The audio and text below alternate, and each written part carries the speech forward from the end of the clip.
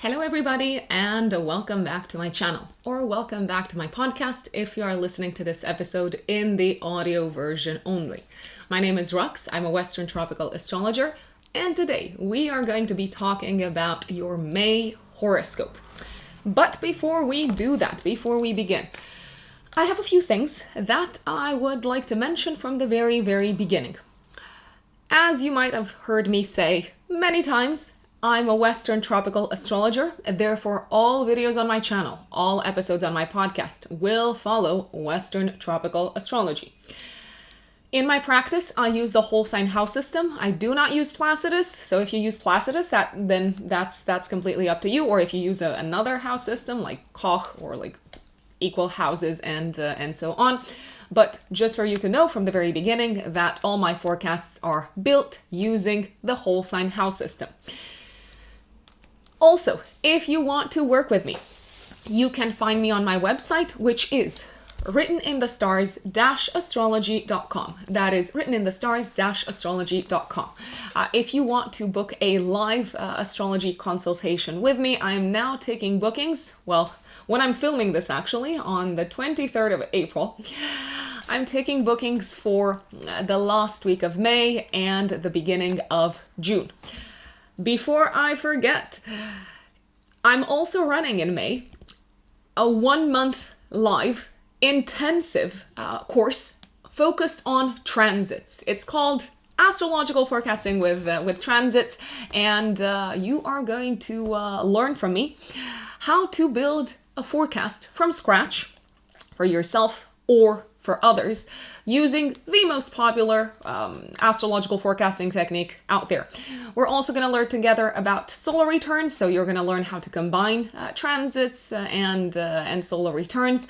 This course is suitable for astrology students that already have a good grasp on natal chart interpretation. So if you have a good understanding of houses, signs, planets, their symbolism, how to put it all together, then this course is suitable for you. If you're not there yet, then maybe it would be best to wait. The course starts on the 7th of May. We are going to get together every Saturday from the 7th of May onwards. And in the last week of May, we're gonna get together both on Saturday and on Sunday. So the course officially ends on the 29th of May. Now, if you can't make it to all 5 live sessions, to all 5 live classes, that will be approximately 2.5 hours, 3 hours long, or maybe even a little bit more than that, because I always take questions at the end, and sometimes we go over time, but I always spend time to answer your questions, because after all, what's the point of running a live course if there's no room for that? If you can't make it to one of the live sessions, to one of the live classes, then that's okay, because all classes will be recorded, so all 5 will be recorded. You are going to receive them and you can watch them at your leisure. I'm going to leave a link in the comments section on how you can sign up. You can sign up on my website for the Astrological Forecasting with Transits course. And also please keep in mind that there are limited spaces available. Let's talk about the astrology of May, because oh boy, let me just say it. It's going to be one wild month, and that's because there's so much going on in the sky. Literally, there is so much going on. We've got an eclipse. We've got Jupiter changing signs. We've got a Mercury retrograde. So it's probably, looking back, let's say at 2022. Let's say we're in 2023 already. Looking back at 2022, May is going to be one of the most memorable months. There's good stuff. There's challenging stuff. You know, like there always is in life. The gist of it is, it's eventful. That's for sure. So let's look at the key astrological events unfolding in May of 2022. Then, of course, we are going to go into the updates for the 12 zodiac signs.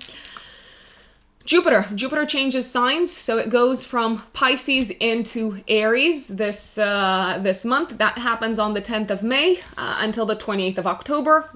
Jupiter will go retrograde on the 28th of July, and then afterwards it will go direct on the 23rd of November, but at the time it will be already back in Pisces. Jupiter has not been in Aries since 2010. The last time when Jupiter was in Aries was between the 7th of June 2010 until the 8th of September 2010, and also from the 23rd of January 2011 until the 4th of June 2011. I've actually shot a video dedicated to this transit, and I've also given updates for all 12 zodiac signs, so you can go back to my channel and go through the videos that I've released in April, and you're going to see that there is a Jupiter in Aries special. Jupiter spends approximately 1 year in each sign, so it's going to go back into Aries at the end of this year, but I do think there's going to be a tremendous kind of like shift energetically that we're all going to feel at a collective level and at an individual level. Jupiter in Pisces is in domicile. Pisces is a much more mellow kind of energy. It's I want to say a much more passive energy, because if we compare Pisces to Aries, of course, Pisces can come across as more passive, and Aries is the initiator. Aries is the trailblazer. Aries is the one that opens up the path. So what can we expect from Jupiter in Aries in general? Loads of courage, increased confidence when it comes to taking risks and acting boldly. Jupiter is the planet of expansion, of opportunity, of protection, of adventures. Jupiter in Aries can also be excessively daring, excessively bold, and excessively individualistic, and maybe even aggressive. So with Jupiter in Aries, there's going to be a spotlight placed upon protection and defense, which is a very Aries topic, a spotlight placed upon the military, let's say. I wouldn't be surprised if across different countries in the world there would be kind of like martial law installed or instilled, or whatever the word is, because Jupiter is also connected with whatever is morally right or wrong. So this is probably one of the most significant astrological events for the month of May. What else is going on? Well, of course, we have another eclipse. We have a lunar eclipse on the 15th, 16th of May in Scorpio. This eclipse reflects back to themes that occurred or that came up to the forefront of our minds in the last week of February of this year, and also the first week of March. That's when the transiting nodal axis was at the degree of this eclipse. And also I would recommend looking back at what was going on in your lives around the 4th of November last year, when we had a new moon in Scorpio. Mercury goes retrograde in Gemini on the 10th of May, same day when Jupiter moves into Aries. So it goes retrograde in Gemini at 4 degrees, 51 minutes. On the 23rd of May, it slides back into Taurus, Mercury retrograde. It goes out of retrograde on the 3rd of June at 26 degrees of Taurus. So if you have planets in your chart between, let's see, well, especially between 26 degrees of Taurus and 4 degrees of Gemini, you're obviously going to feel this the most. You're going to feel this the strongest. Also, if you have planets in mutable signs between 0 and 4 degrees of mutable signs. So the mutable signs are Gemini, Sagittarius, Pisces, Virgo. And also if you have planets in fixed signs between 26 and 29 degrees, you're going to feel this the strongest. What are the fixed signs? Taurus, Scorpio, and Aquarius, Leo. So these are the folks that will probably feel the Mercury retrograde the most. Other events. On the 2nd of May, Venus gets out of Pisces and moves into Aries. it's debilitated in Aries, Venus in Aries. It doesn't necessarily feel that good. Why is that? Because there isn't a lot of alignment between the nature of Venus and the nature of Aries. Aries is about the individual. Venus is about sharing. So you can see why there could be some difficulties, especially at a collective level. At an individual level, we all learn to work. We're creative enough as human beings to work with any placements. It doesn't matter whether you've got Mars in Cancer, Venus in Aries, the Moon in Capricorn, like yours truly, the Sun in Aquarius, also like yours truly. So it doesn't matter that much at an individual level whether you have let's say planets feeling good or not so good in the signs that they're placed in. But at a collective level, I will tell you, Venus in Aries will have a love of fighting, will have a love of competition, will place a lot of value upon the rights of the individual as opposed to finding the middle ground, finding the common ground. So Venus in Aries is going to stay there until the 20th of May. Then we will have, on the 5th of May, a conjunction between the Sun and Uranus in Taurus. So watch out for this day, because there's bound to be some news, some announcements about the economy, something kind of like being shaken up, some disruption, something of that type. On the 13th of May, the Sun will conjunct the North Node in Taurus. So many of the themes that the North Node in Taurus brings to our attention from January of this year until July of next year will be kind of like emphasized around the 13th of May. On the 15th of May, the Sun in Taurus is squaring Saturn in Aquarius, so it may feel like, this is a very stubborn day. It may feel like we're kind of like at a stalemate. No one wants to bend, I'd say, on this day.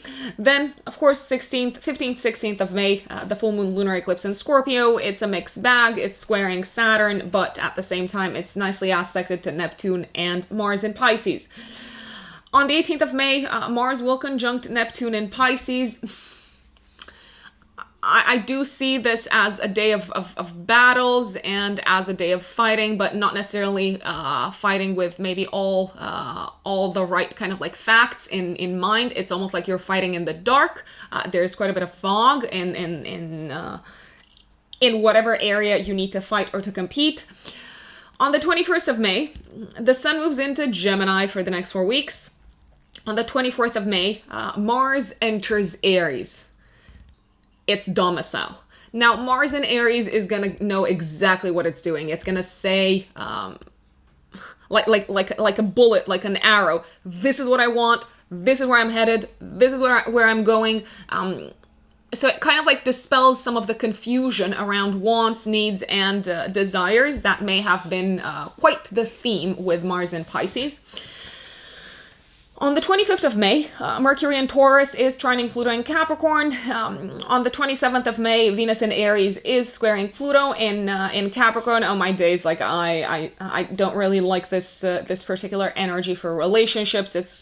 It's bound to be explosive and not necessarily in a good way.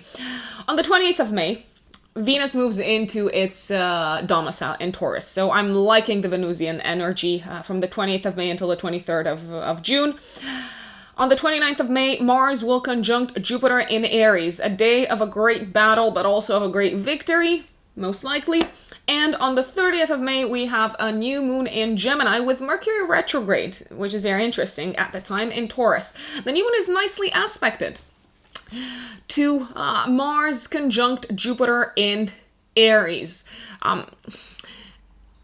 It's a very kind of like interesting mix the month of May, because on the one hand we've got that Jupiter moving into Aries, we've got Venus in Aries, we've got Mars in Aries. It's like all systems go. Let's power through this. Let's hit that bullseye. On the other hand, Mercury is retrograde, so it feels like there are some battles that are being refought That's the general energy of this. And come the end of May, with Venus moving into Taurus, I really like this because it feels like things are maybe settling down a little bit after eclipse season, after all of that, even if Mercury is still not out of a retrograde.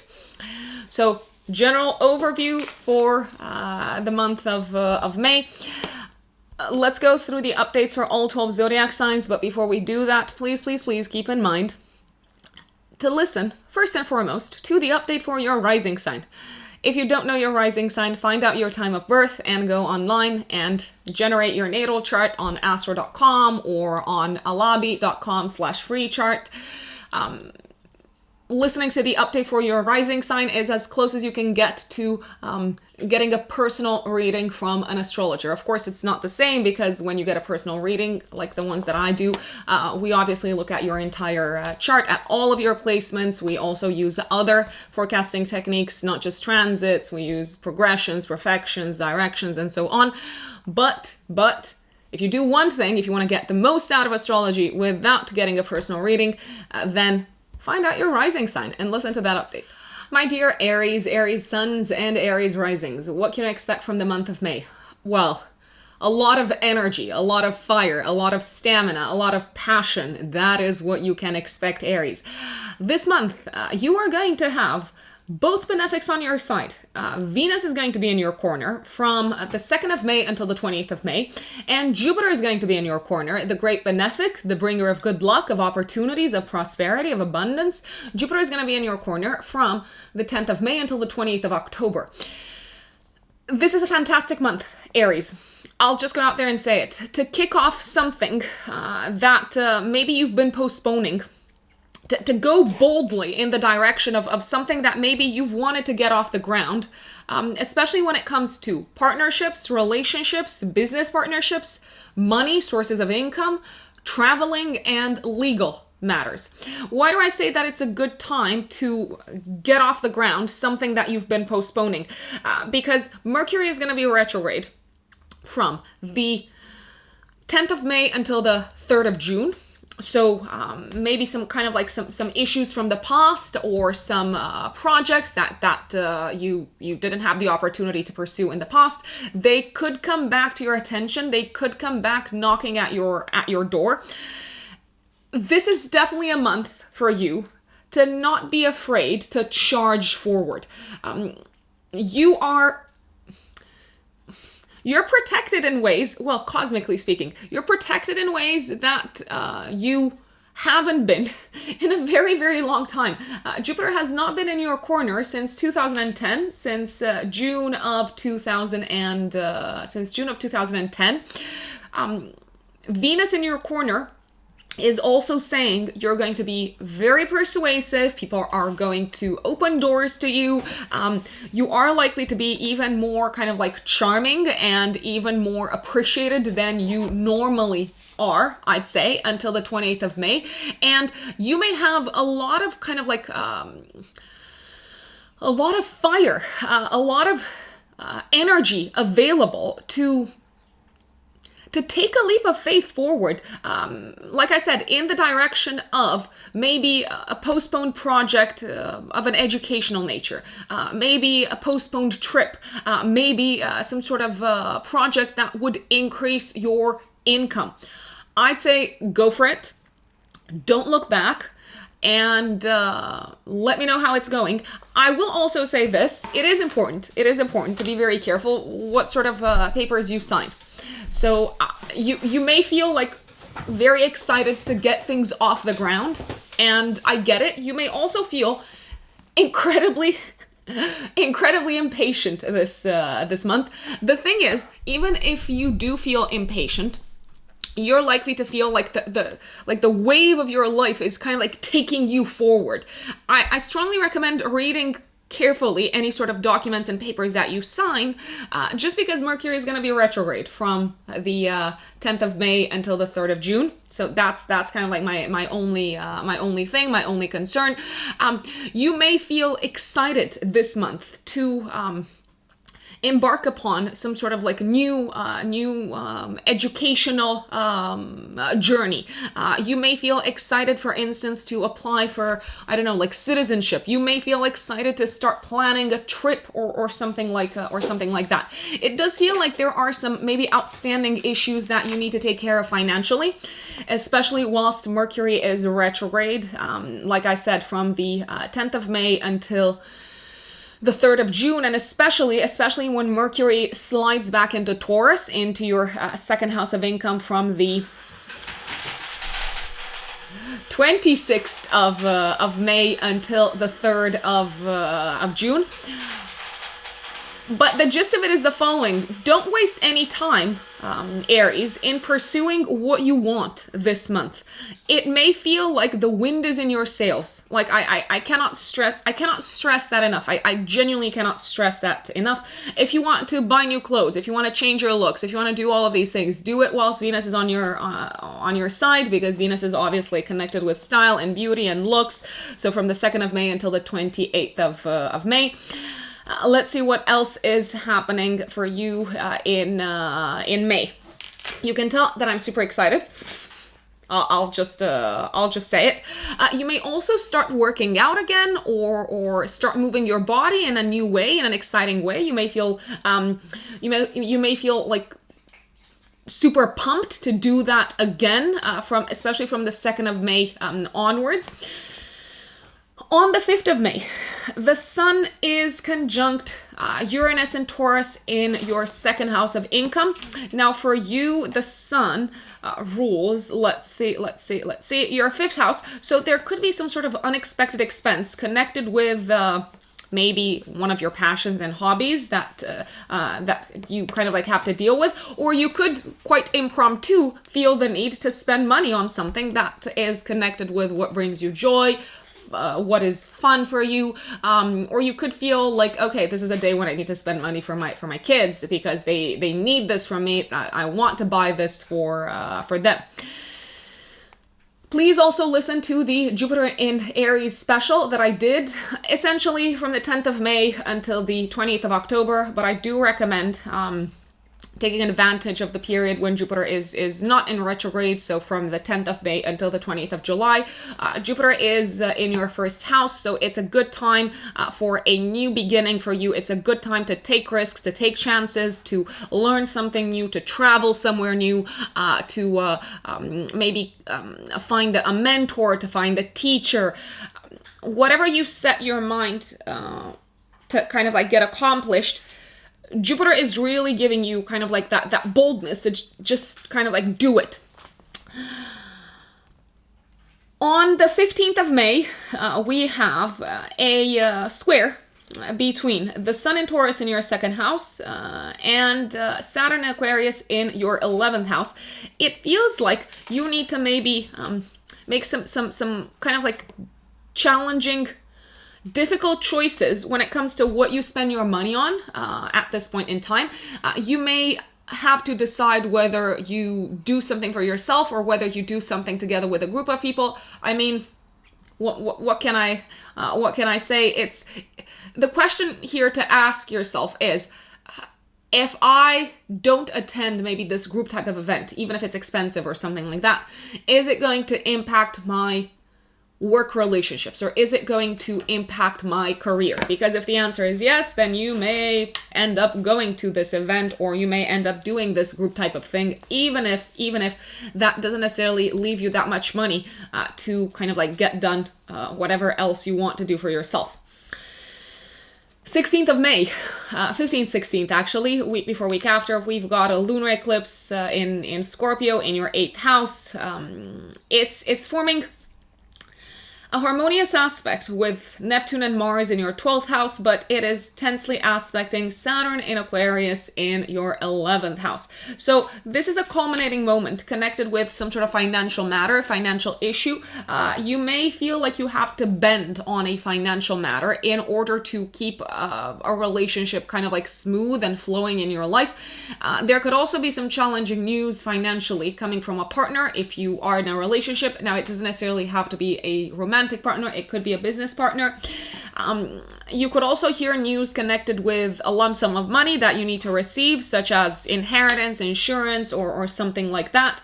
It could be less than you thought, but at the same time, you do seem to feel relieved that it's over, my dear Aries. On the 18th of May, Mars is conjunct Neptune in Pisces in your 12th house. This could feel like a day when you're tired, when you're maybe a little bit devitalized. Maybe you're also feeling like you need to give up on a specific battle because you've got other more important battles to fight, which is fair. Choose your battles, as they say. If you're kind of like wondering, should I do it? Should I not do it? Only you can answer that question, obviously. But I'd say if this battle has been sucking the life out of you, just let it go. Just let it go. There's like so much kind of like so many other better places for you to direct your energy towards. On the 19th of May, I like this because the Sun in Taurus in your second house is trining Pluto in Capricorn in your 10th house of career. So it could be a day when you feel appreciated by a boss or by someone in a position of authority. It could also be a day of good news financially. On the 21st of May, the Sun moves into Gemini in your third house for the next 4 weeks. So it's going to be, a period, the next 4 weeks, of you maybe being on the road a lot, taking a lot of short distance trips, getting together with colleagues, with friends, setting up coffee chats, lots of emails, lots of errands to run. On the 24th of May, until the 5th of July, Mars moves into your corner. It moves into your first house. Mars is in domicile in Aries. So let me put it out there. Big boss energy is what I see for you throughout this entire period. You're getting things done. No one's getting in your way. You're direct. You're straightforward, even more so. There's clarity in terms of what you want to get accomplished. There's clarity on the path that you want to take moving forward. I will also say this. It feels like you've let go, up until this point, of whatever maybe people or whatever issue you had on your mind that was negatively impacting your mental health, my dear Aries. You may feel rejuvenated. You may feel re-energized. You may feel like the life has come back to your body. I know that sounds dramatic, but it may definitely feel like that. Careful not to kind of like move too fast and cut yourself or burn yourself or something like that when Mars is in your first house. 25th of May, a good day because Mercury in Taurus in your second house is again trining Pluto in Capricorn in the 10th. So some more good news connected with your finances, or in general, you're feeling confident about where you are career-wise. The 27th of May, Venus in Aries in your first house is squaring Pluto and Capricorn in your 10th house. There could be a bit of an explosive argument with a boss or with a parent. They could take you a little bit by surprise because you feel attacked on this particular day. You're probably going to enjoy, however, defending yourself. On the 28th of May, until the 23rd of June, Venus moves into Taurus in your second house of money, of income. This may feel like a period when you have tremendous ease in attracting more money your way. You also enjoy spending your money. You enjoy spending it on nice kind of like clothes, good food, sensual experiences. It's generally what I call the treat yourself transit. 29th of May, Mars is conjunct Jupiter in Aries in your first house. This is a great day of clarity in terms of how you want to make sense of your life moving forward. It may feel like you have this very clearly defined idea of what matters to you, what's important for you. You may also feel like this is a day to defend, and you probably will do this. You may feel like this is a day to defend what you believe in, and to defend your worldviews, and to defend your life philosophy and whatever feels morally right or wrong. And if you do this, you're probably going to be very persuasive. You're probably going to have what feels like a higher power on your side. If you need to defend yourself in like court or anything like that, I mean, I'll just say it, I see you winning somehow. It may also feel like something gets unblocked, and you may also feel like you want to take a leap, take a jump forward when it comes to your studies, and also when it comes to some sort of like traveling journey, something of that nature. 30th of May, 3 days before, 3 days after, you've got a new moon in Gemini in your third house. Let's see. So it's nicely aspected to Mars conjunct Jupiter and Aries in your first house, but Mercury is at the time retrograde in Taurus in your second house. Let me check once again what this new moon looks like. It's at 9 degrees 3 minutes of Gemini. So if you have planets around 9 degrees of mutable signs, then you're going to feel this the most. Mutable signs are Gemini, Sagittarius, Virgo, and Pisces. Let's see. So Mercury, which is the ruler of the new moon, is nicely aspected to Neptune. It's also nicely aspected to Pluto. It's in a bit of a tense aspect, but it's not exact to Saturn. It feels like you're getting good news around this time about some outstanding sum of money or some outstanding payment that you're waiting for. It also feels like maybe you're making, finally, a sale that has been taking literally forever to sell. This could also be a time when you finally receive the green light from like a boss or a leader when it comes to one of your initiatives, but you may feel like it's way overdue. It's still okay. It's still okay. Let me just put it out there. You may also initiate some sort of like writing project, or you may officially start off like some sort of like class or course. But again, it feels like it's something that was postponed. But now it's like, okay, the stars have aligned. It's finally a good time, and you've got serious backing or backup from bosses, leaders, and so on. Now, if you are a Taurus sun or a Taurus rising, my lovely Taurians, there's a lot of activity this month, especially, let's see, until when? Especially until the 28th of May. There's a lot of activity this month happening in your 12th house. Of course, it's still Taurus season. The sun is still in Taurus until the 21st of May, but you're going to have Venus in your 12th house from the 2nd of May until the 20th of May. Venus is your ruling planet. Jupiter is going to be in your 12th house from the 10th of May until the 20th of October. Mars will also enter your 12th house from the 24th of May until the 5th of July. Essentially, my dear Taurus, it feels like this is a very important month for you to do some cleanup in your life. Some getting rid of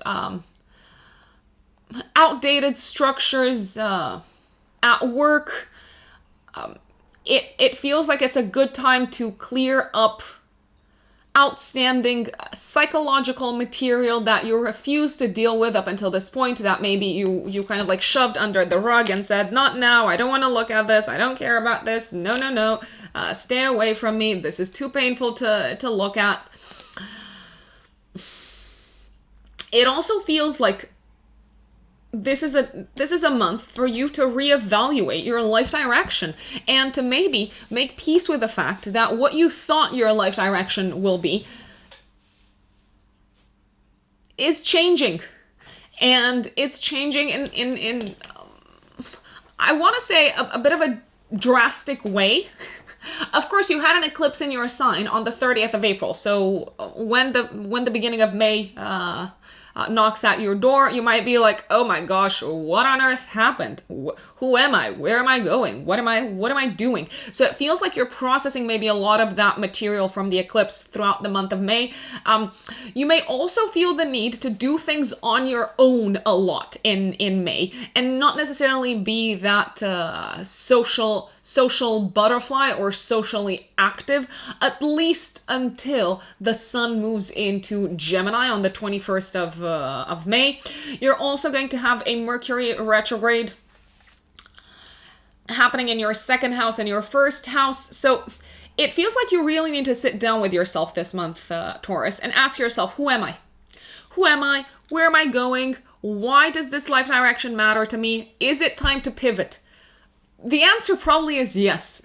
The answer probably is, yeah, you gotta pivot. Yeah, you no longer like working in this environment. Yeah, you gotta take care of your body in a different way. Yeah, you were too attached to a specific kind of like life path, and now it feels like things are kind of like up in the air. Things are changing.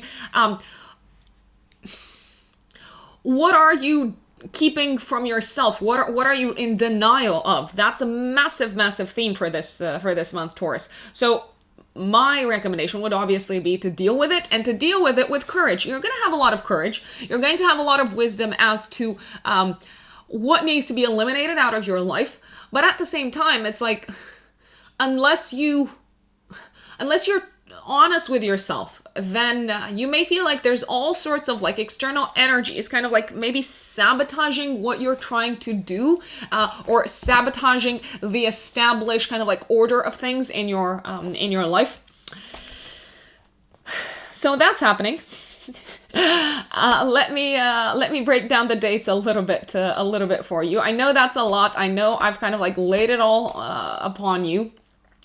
Venus, which is the ruling planet of your sign, is in the sign of Aries until the 20th of May.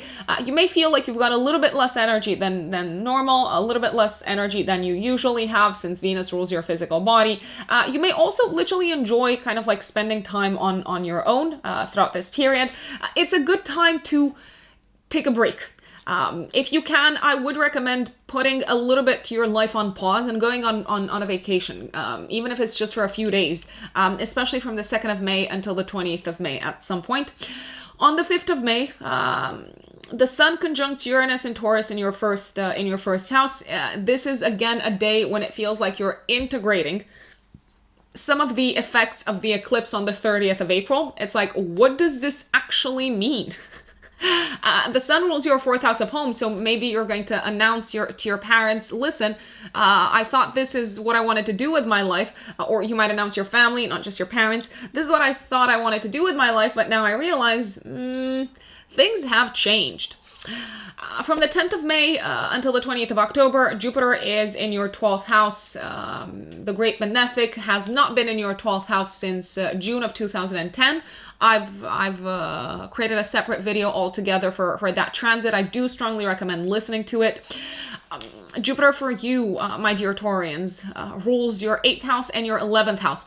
It feels like this is the perfect time to let go of some of your demons. So from the 10th of May until the 28th of October, to let go of some of the topics that maybe you're afraid to look at. It is a good time to grieve, to mourn maybe a relationship, to mourn maybe someone who has exited your life. They don't necessarily have to have died, like, don't get me wrong, but it could be you mourning a friendship that is over. You mourning an old dream that you realize it's not going to happen because you're no longer that person. So give yourself permission to do that. Jupiter seems to give you great insight and great wisdom from the other more kind of like subtle realms of material existence, or subtle realms of the universe, beyond the material. Let's say it's a great time to learn a lot about your shadow, about what you have been repressing. It's a great time to learn more and to face maybe some taboo topics in your life. So I would strongly recommend doing that. Mercury is retrograde in your 2nd house in Gemini. From the 10th of May until the 3rd of June, it actually goes into your 1st house from the 3rd of May until the 3rd of June.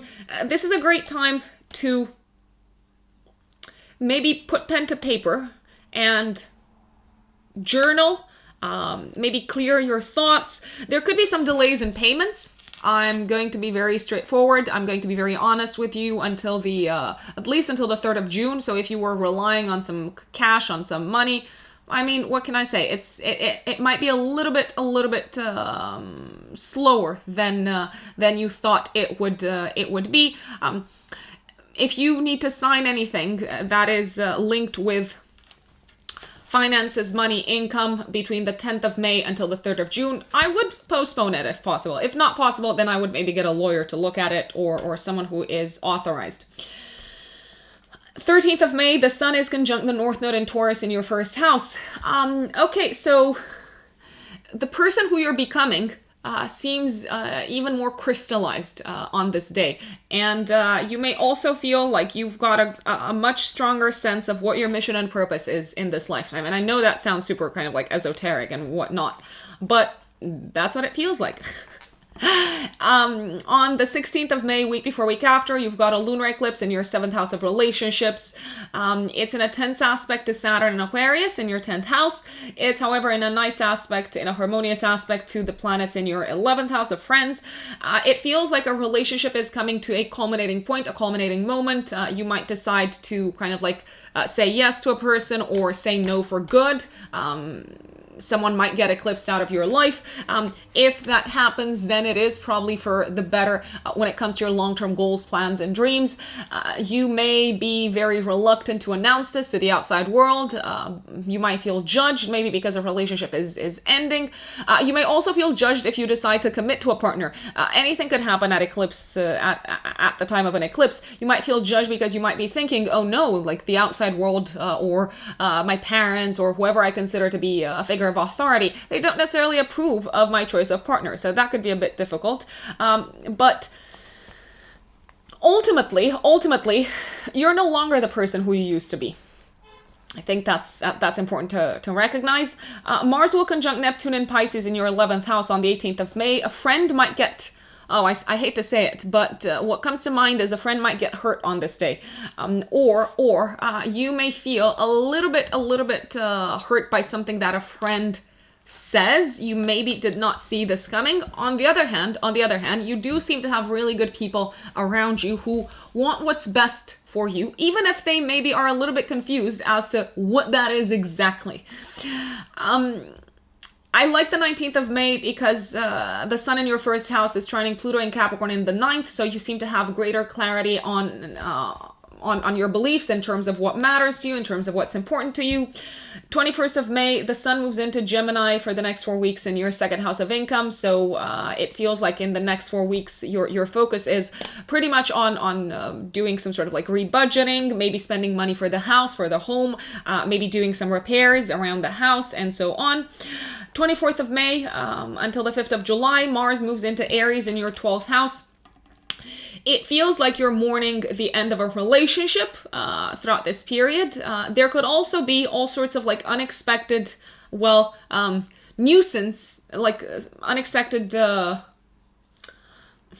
don't want to call them enemies, but issues and challenges that maybe interfere with some of the plans that you had made with partners, with business partners, and so on throughout this period. It's also a great time to put energy into spiritual matters. I'll just say it. 25th of May, a great day because Mercury in your first house is trining Pluto and Capricorn in the 9th, so plans aligned travel-wise. You might even travel to a place that you've been to before and you love it. 27th of May is a bit of an explosive day. There could be some sort of like snafu maybe on the road, or there could be some sort of like misunderstanding connected with traveling, connected with papers, connected with legal matters. On the 20th of May until the 23rd of June, Venus is in your corner. Venus moves into Taurus. You feel much more at ease, at peace with yourself. You are re-energized, you're revitalized. You feel more accepted and appreciated, and you seem to have more confidence and appreciation in where you're at in your life. 30th of May, 3 days before, 3 days after, there's a new moon in your 2nd house of income. It does feel like you're kind of like excited to redo your budget. You're excited to kind of like revisit where you're at financially. You might realize that there are some things that need to go in terms of expenses in your life. You might also realize that it's okay because you're in a good place. Financially, mentally, you've done a lot of cleaning up, you've done a lot of purging, so I like it. 29th of May, Mars is conjunct Jupiter and Aries in the 12th house. You may have an out of this world kind of like, let's say, insight in terms of what your blind spots are and how you have been sabotaging yourself, I'd say. My dear Geminis, Gemini suns, and Gemini risings, what can you expect from the month of May? Well, I will tell you this. It's probably going to be one of the most socially active months of the year for you. And why is that? Because there's going to be so much 11th house activity. I kid you not. Your social life is going to be on fire. Let's call it sector of collaborations is on fire as well. And there's so many opportunities for you to network, for you to connect with important people, for you to connect with strategic partners out there. I'm very excited. I'm very excited for you. It feels like you're still a little bit reeling from the eclipse that happened in your 12th house around the 30th of April, week before, week after. There's still some energy hovering in that area, so to speak. So it may feel like you're still kind of like, on the one hand, looking to the future, looking at who you want to team up with, who you want to work together with. On the other hand, it also feels like you need to maybe release some outdated ideas. You need to change your views on something in order to kind of like move forward with your life. So let me start dissecting the month for you. On the 2nd of May until the 20th of May, Venus moves into Aries in your 11th house. In general, this indicates having some very kind of like pleasant and fruitful get-togethers with friends, with groups of people. Venus rules your 5th house, so there's a lot of fun to be had in a group type of setup. But Jupiter, which rules your 10th house, is going to join Venus in the 11th from the 10th of May until the 20th of October. So I will say that the people who you have fun with, the people who you get together with in a group type of setup, they can actually be very important elements for where you're headed next career-wise. So you can meet some important people, some influential people. When you go out with friends, for instance, you could be introduced to someone, especially from the 10th of May onwards until the end of the month. You could be introduced to someone. Someone might say, oh, I've got this business idea. You're like, I'm the perfect person to advise you on this, or I'm the perfect person because I've got these skills, and so on. So I would strongly recommend this month. Let me just say it. I would strongly recommend this month that you do go out, that you do get together with like-minded individuals, that you do catch up with friends. I would also recommend maybe setting some courageous goals and objectives for you. Jupiter, who's going to be in your corner from the 10th of May until the 20th of October, Jupiter is saying you're either kind of like going big or going home.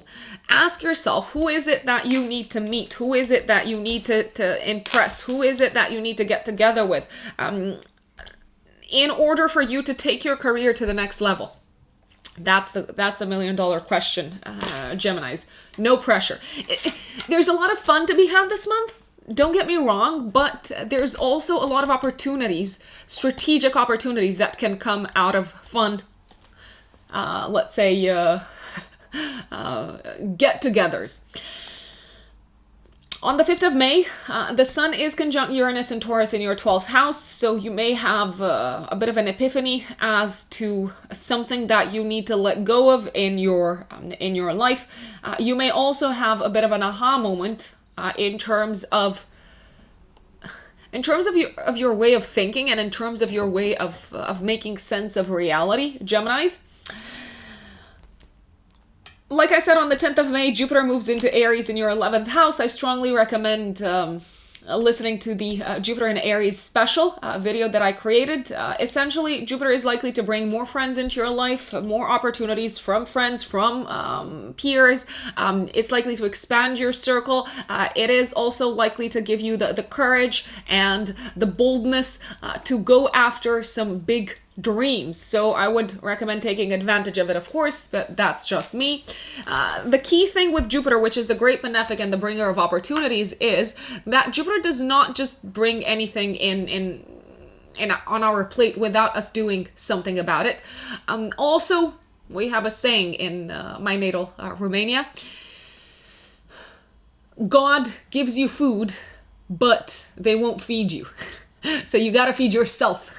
So see the food and then feed yourself. That's my point. That's my metaphor of the day for Geminis. I hope it was a good one. Mercury goes retrograde from the 10th of May until the 3rd of June. In your first house until the 23rd of May, and then from the 23rd of May until the 3rd of June in your 12th house. It still feels like you need to do some looking inwards, some digging inwards, some introspection throughout this period. Maybe you're not 100% yet ready and clear on where you're headed to next, and that's okay. Maybe you do need to take a little bit of time off still.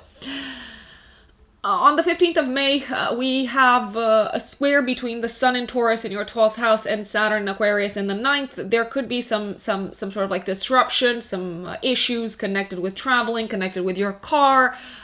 There could be like an accident in the middle of the road and you're like, oh no, but I need to get to the airport. Just know that it could happen, Geminis. On the 16th of May, week before, week after, there's a lunar eclipse in Scorpio in your 6th house of day-to-day work and of health. It's in a harmonious aspect to transiting planets in your 10th house of career, but in a tense aspect to Saturn and Aquarius in the 9th. Look back at what you are doing work-wise or health-wise this year from the last week of February until the first week of March, and last year around the 4th of November, because issues that came to your attention at that time are likely to come to a close. They are likely to peak around the 16th of May at the full moon lunar eclipse. Some of you might decide to leave a job. Some of you might decide to no longer work with a certain group of people. Some of you might decide that it is not worth compromising upon your morals in order to do a specific job. There could be some departures at work. There could be some restrictions connected with changes in the law and legislation. Even if there are, you're in a good place, you're in a good position. So I would recommend kind of like thinking of where you're headed to next, rather than wallowing too much into, oh my gosh, I didn't see this coming. 18th of May, Mars is conjunct Neptune in Pisces in the 10th house. Let's see. I mean, you could feel a little bit attacked or hurt by something that a boss says. You could also feel disappointed with the boss. Also, someone could step down in terms of leadership.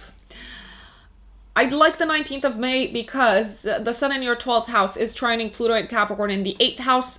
It feels like you're getting more kind of like peace of mind, internal psychological peace of mind around this time. The Sun moves into Gemini from the 21st of May for the next 4 weeks. So it feels like you're getting more energy, more vitality. You feel more confident with the Sun on your side. Mars, let's see. On the 24th of May, Mars moves into Aries until the 5th of July in your 11th house. Okay, so you know how I told you that there was a lot going on for you in terms of friendships, collaborations, groups of people that you're aligned with. It's, you know what? That's going to get pretty much taken to the next level up once Mars steps into this part of your chart. It may feel like you can really do something tangible together with a group of people that you're a part of that will have a positive impact upon your work moving forward. Also, please keep in mind that when Mars is in the 11th house, there is a higher than usual kind of chance for conflicts with friends. Maybe because they're impatient, maybe because you're impatient. So just keep that in mind. It may feel like an opportunity materializes itself, coming from a group of people, coming from maybe a friend. An opportunity materializes itself. It does seem to impact your career around the 29th of May, maybe also a day before, a day after. I don't really like the 27th of May, just because there can be misunderstandings, quarrels in a group type of setup with friends, within a community, based on differing worldviews, differing beliefs.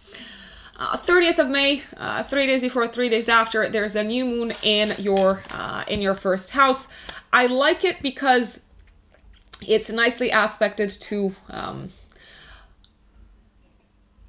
Mars conjunct Jupiter in Aries. Mercury is retrograde at the time in Taurus. Let's see. In your 12th house.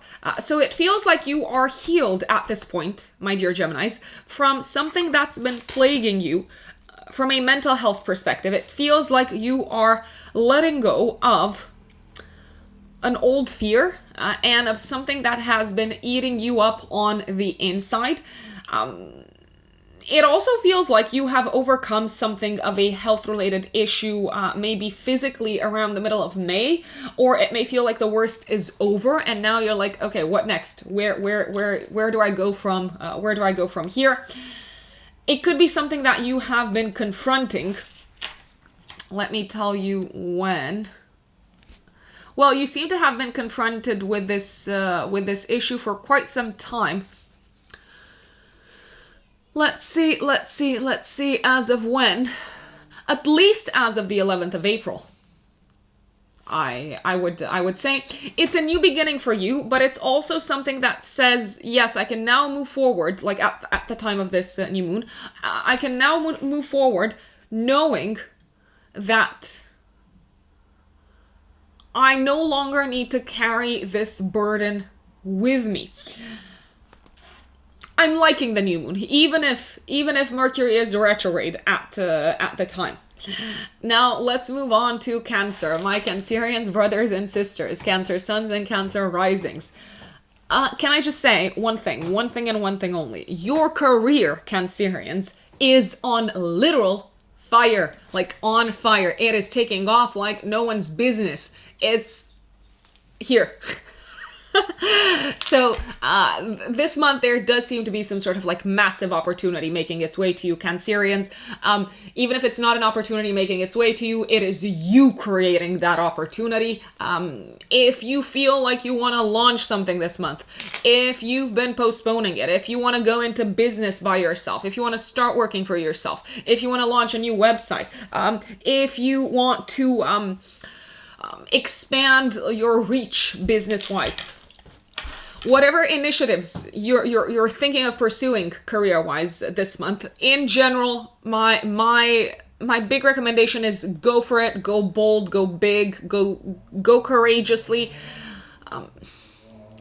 Even if you're getting out of your comfort zone, I'd still go for it. The only recommendation that I have is the following. Mercury is going to be retrograde from the 10th of May until the 3rd of June. Mercury for you Cancerians rules your 3rd house. Okay, so paperwork, sales, these may get a little bit kind of rattled up by the Mercury retrograde.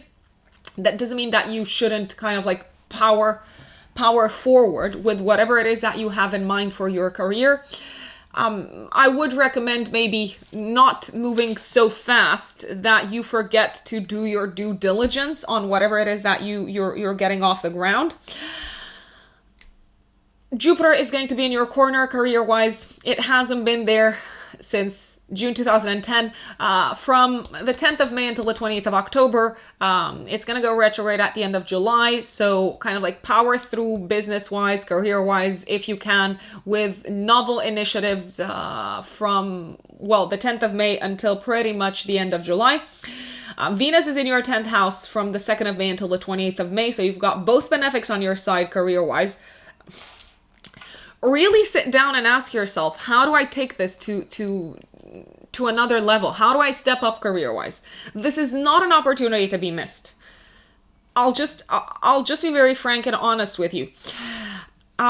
Venus in your 10th house until the 28th of May makes you very persuasive career-wise. It makes you very liked. It also makes you kind of like smash the competition.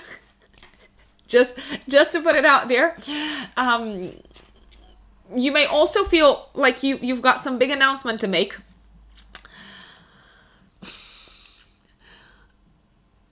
When Venus is in this part of your chart to the outside world about where you're living, maybe where you're moving, something of that nature.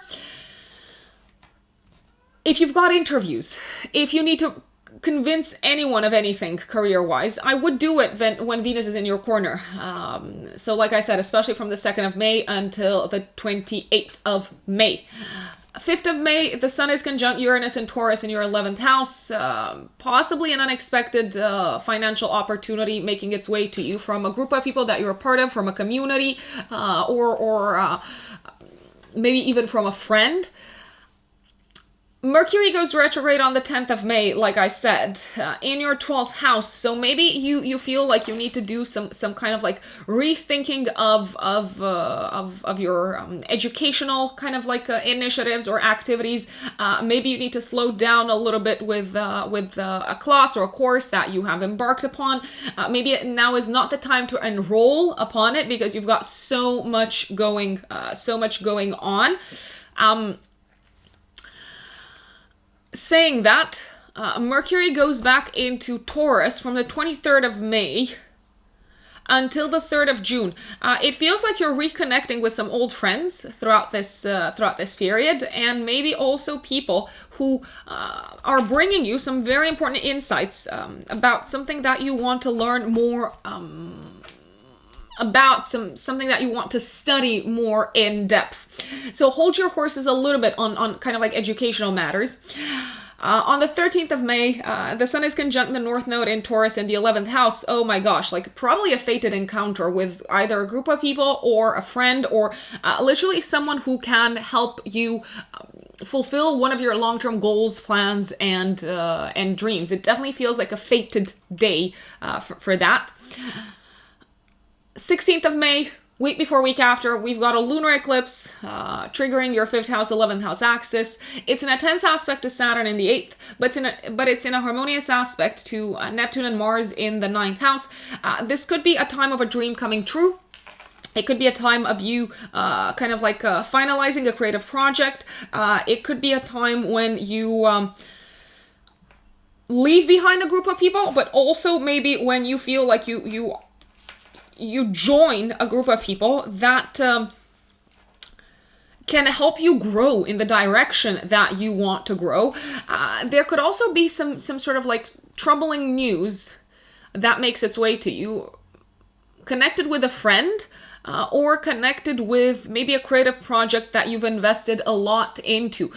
You might realize that in order to move forward with some of your long-term goals, plans, and dreams, some of your old goals need to be let go of, and it's not easy.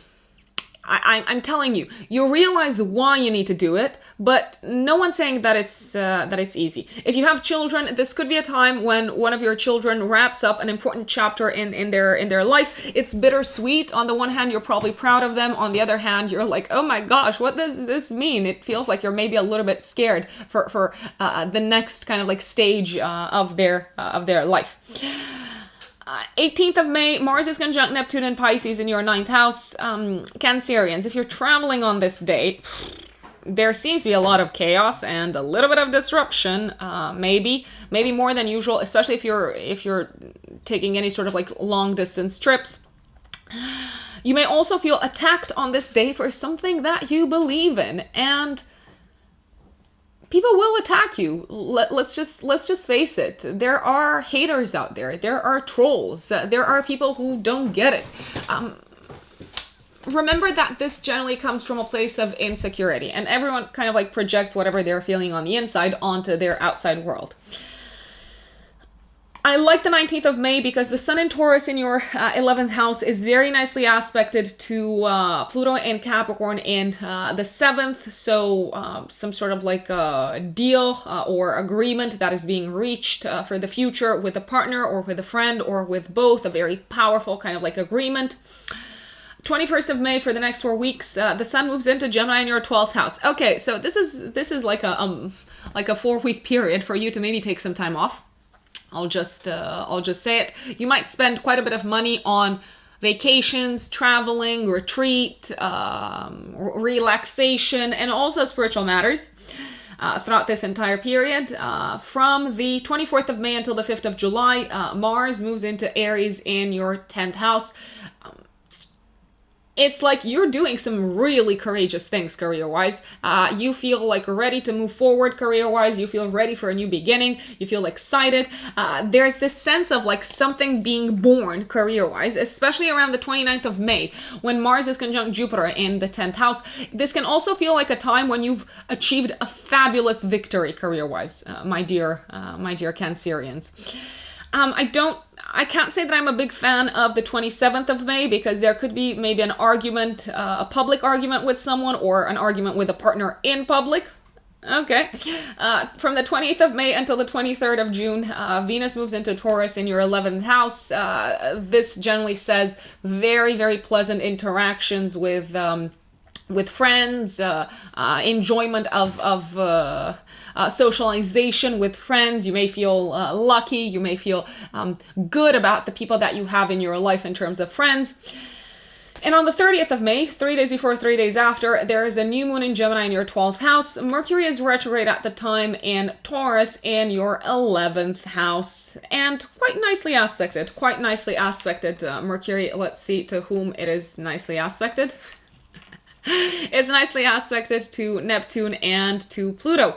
So it feels like you're picking back up maybe where you left off on one of your kind of like spiritual activities or endeavors around the 30th of May. It feels like you're starting something fresh, something new behind the scenes. It could be of a spiritual nature. It could also be something that is linked in some shape or form with how you make money. So maybe you're like, I need to keep this on the down low because I can't share it with everyone just yet. But on the other hand, it does seem to have the potential to be super lucrative. It also feels like you're reaching a point where you realize what makes you feel rested and re-energized and what recharges your batteries.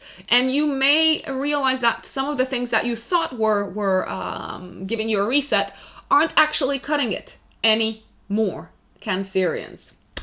And that is May for you. My dear Leos, Leo suns and Leo risings, what does May look like for you? Well, I'll tell you this. Even if you don't travel physically in May, there may be a lot of talks, a lot of plans that are made around this. And I'm talking here about long distance travel, my dear Leos. It may also feel like the spotlight is very much on higher education, academia for you, also on matters that have some sort of legal component to them. If you've been meaning to enroll upon some sort of class, course, go back to get, I don't know, your master's degree, or go back to study for your PhD or something like that. This is it. It feels like this in May. You're like, let's do it. Let's go for it. So let me start dissecting the month for you. From the 2nd of May until the 28th of May, Venus is going to be transiting through your 9th house of foreign lands, foreign countries, academia, legal matters, and so on. Venus is the ruler of your 3rd house and of your 10th house. So it does feel like you may be planning trips abroad. You could physically be traveling. I want to put that on your radar. If you do physically travel, until the 28th of May, it may feel like a very enjoyable experience. That's generally the case with the Venusian transits. You may still also have business on your mind, however. You may still think about your work, your career, what's next. There could be an opportunity from abroad making its way to you business-wise, career-wise, so I would keep an open mind for that as well. If you want to launch a marketing campaign, if you want to launch some sort of promotional campaign for your business, I would do this when Venus is in your corner. Also, Jupiter is going to be in your ninth house from the 10th of May until the end of October. Yes, Mercury is going to be retrograde from the 10th of May until the 3rd of June. Essentially, if you want to launch a marketing campaign or an advertising campaign or a promotional campaign for something, it may be worth doing it for something that you've wanted to promote a while back. So kind of like picking back up where you left off. It may also be worth having someone quadruple check any sort of messages that you send through via this marketing campaign, promotional campaign, and so on. Because, of course, when Mercury is retrograde, we could kind of like miss things in terms of communication. We could miss maybe nuances. Things could be a little bit lost in translation, possibly. So I do want you to be aware of that. On the 5th of May, the Sun will conjunct Uranus and Taurus in your 10th house. It does feel like you've got a lot of clarity as to where you're headed next, career-wise, Leos. After the eclipse that came up on the 30th of April, which kind of like shook your world professionally, now you're like, okay, what am I doing? Where am I headed? What does this mean for me on a personal level? There could be a second kind of like shake-up career-wise, but it feels like more of a reverberation of whatever happened at the time of the eclipse on the 30th of April. I said it before, I'm going to say it again. Jupiter is on your side in terms of education, academia, traveling, from the 10th of May until the end of October. If you want to enroll upon some sort of like higher education course or class, I would do so when Jupiter is in your ninth house. Take the opportunity to travel as much as possible if you can when Jupiter is in your ninth house. Also take the opportunity to connect with people who would be a good kind of teacher or mentor for you, my dear Leos, with Jupiter in this part of your chart. You may also feel inspired to study something that you really enjoy studying when Jupiter is in your ninth house. In any case, it feels like your worldview is broadening, your perspective is broadening. This can be due from the 10th of May until the 20th of October. This can be due to new travels. It can be due to new classes, new courses. It can also be due to maybe a new mentor entering your life. If you were waiting to kind of like finalize, or maybe if you are waiting on results from like a trial, something that involves the law, with Jupiter in your corner in the ninth house, you're probably going to get what you asked for. You're probably going to be in the win or in the right, as they say. So I'm excited for you, Leos. On the 13th of May, it may feel like something very fated happens when it comes to your career path. You could meet someone, you could connect with someone.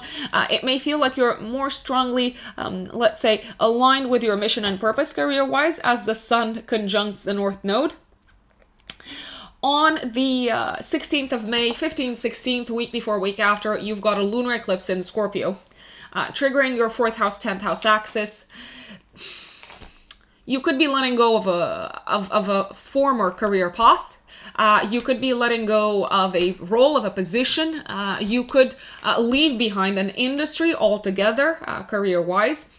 You could also be making some sort of big announcement, something that involves closure to the outside world, connected with your relationship and with something that's been going on in private in your life, my dear Leos. I would recommend also having a think about what was going on in your home and family life last year around the 4th of November, and this year from the last week of February until the first week of March, because this lunar eclipse may bring things to a close, a fated close, but a close nevertheless. On the 18th of May, Mars is conjunct Neptune in Pisces in your 8th house, so it may feel like you need to pay some sort of significant expense. That's very, very possible.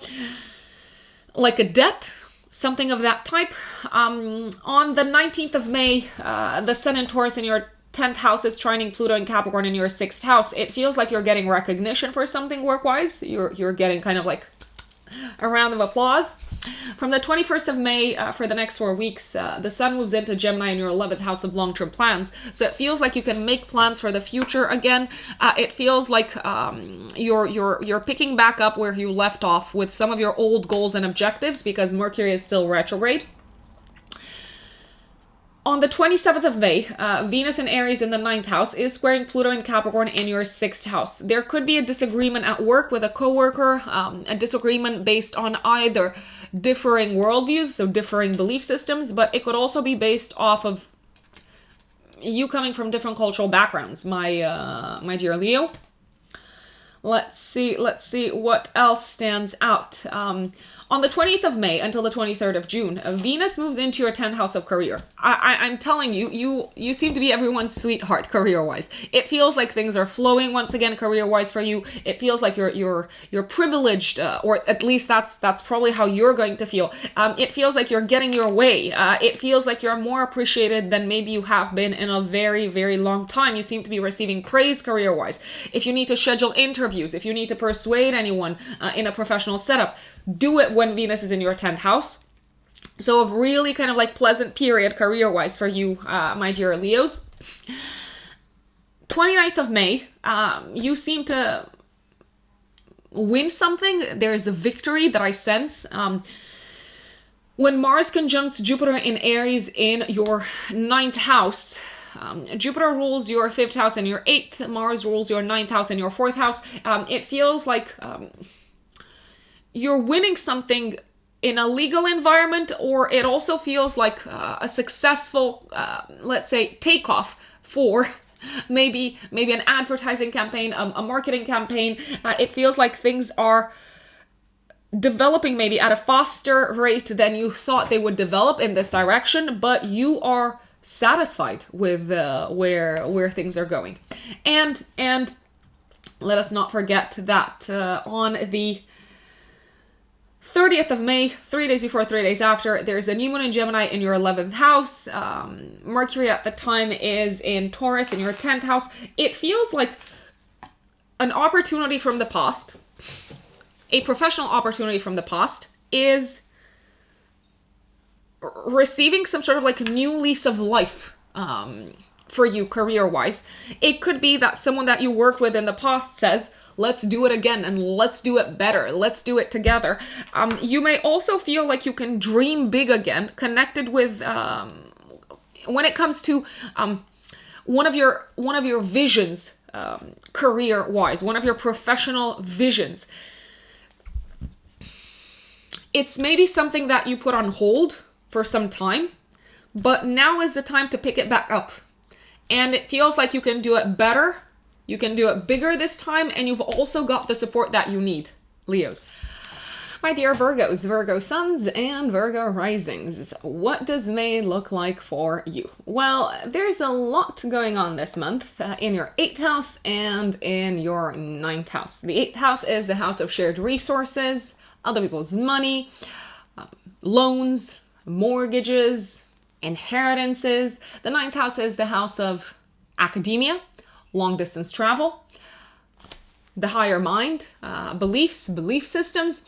So let us dig a little bit deeper into the astrology of May. It is a month to remember. It's a month to remember because we've got Jupiter entering your 8th house. It's entering the sign of Aries from the 10th of May until the 20th of October. So you may experience a sense of expansion, of growth through other people's money, my dear Virgos. So it's a good time to maybe apply for a mortgage, apply for a loan, apply for a bursary, for some sort of scholarship. It is possible that your partner might be making more money. That's also a possibility, my dear Virgos, since Jupiter is also the ruler of your 7th house of relationships. You may also feel like it is time to approach things differently, maybe in a novel way. When it comes to intimacy, Virgos, with Jupiter from the 10th of May until the 20th of October transiting the 8th house, which is also the house of sex. Let's just put it out there. It is, the 8th house is the house of all things taboo. Sex, death, crisis, you know, all of that. Venus, which is for you, my dear Virgos, the ruler of your 9th house and of your 2nd house, is also entering Aries from the 2nd of May until the 28th of May. If you need to apply for a loan, if you need to apply for a mortgage, if you need to ask someone for money, if you need to ask someone for some sort of investment into your business, I would say go for it, because Venus is on your side. When Venus is in the 8th house, we obviously enjoy our sex lives a lot more than we normally do. Why? Because, I don't know, probably because it's easier to ask for what we want, to ask for what we desire, and we may also feel like the other person is a lot more receptive to our wants, needs, desires, and so on. You might be feeling a little bit bolder in this area as well. I know I'm talking to Virgos about their sex lives. I know you're probably loving me right now. On the 5th of May, Virgos, the Sun is conjunct Uranus and Taurus in your 9th house. It feels like you're getting a little bit more clarity as to how your worldview, how your belief system has changed, how it's shifted, probably after the eclipse on the 30th of April, if I'm being very straightforward. The Sun for you rules your 12th house. You may look differently. You may have an epiphany when it comes to one of your fears around this time, Virgos. It's a day when traveling could go in either direction. So if you are traveling, I would prepare for the unexpected. I would prepare for things to not necessarily go as planned. That doesn't mean that they will go wrong. It's just like they won't go as planned. I want you to be aware of that. Mercury goes retrograde. Mercury is your ruling planet from the 10th of May until the 3rd of June. It goes retrograde in your 10th house and in your 9th house. So if you've been meaning to move forward with a career, a professional initiative, you may need to take a bit of a step back and look at the contracts again, look at the legislation once again.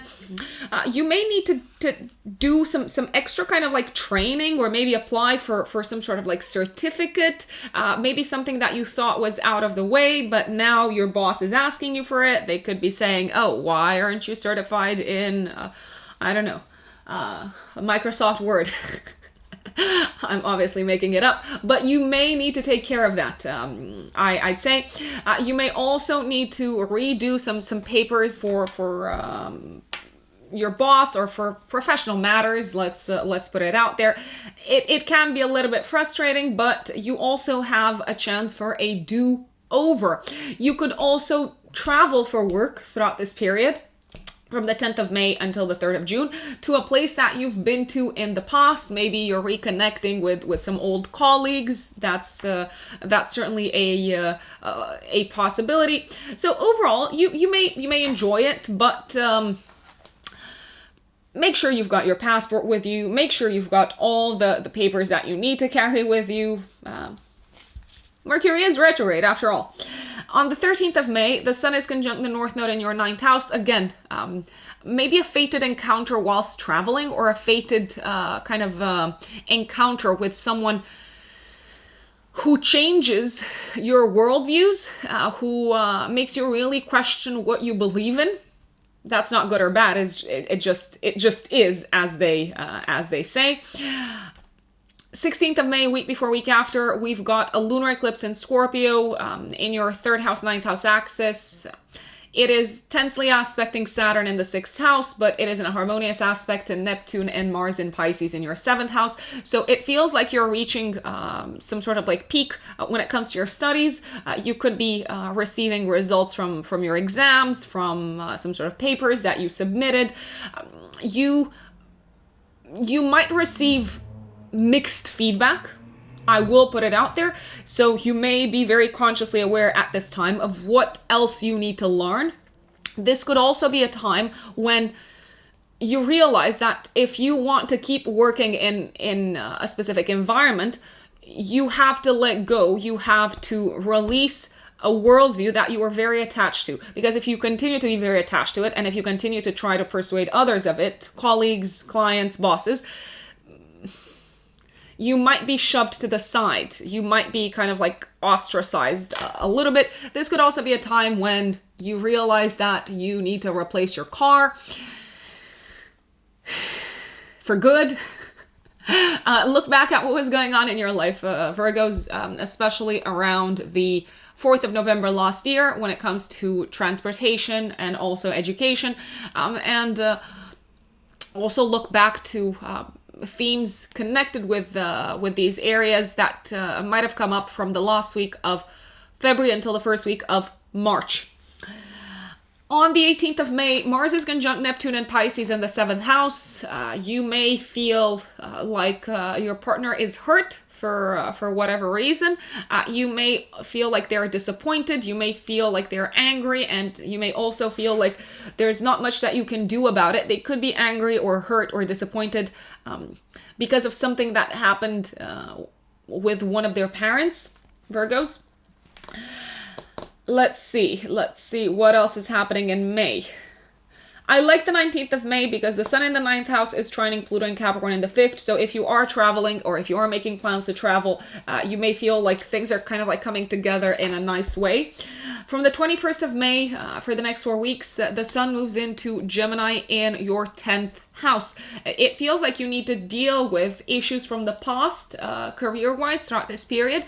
Your focus is very much going to be on where you're headed to next professionally, but in order to take that step forward, you may need to deal with things that you've shoved under the rug, maybe because you were kind of like reluctant to deal with them because you did not have the knowledge at the time or the understanding of what they mean for you.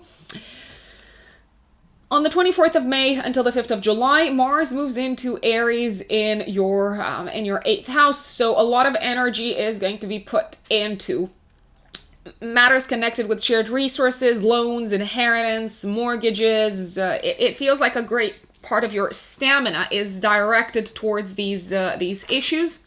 25th of May, some good news once again connected with legal matters, connected with exams, connected with traveling. Mercury is trining Pluto in your 5th house. Mercury is in your 9th house.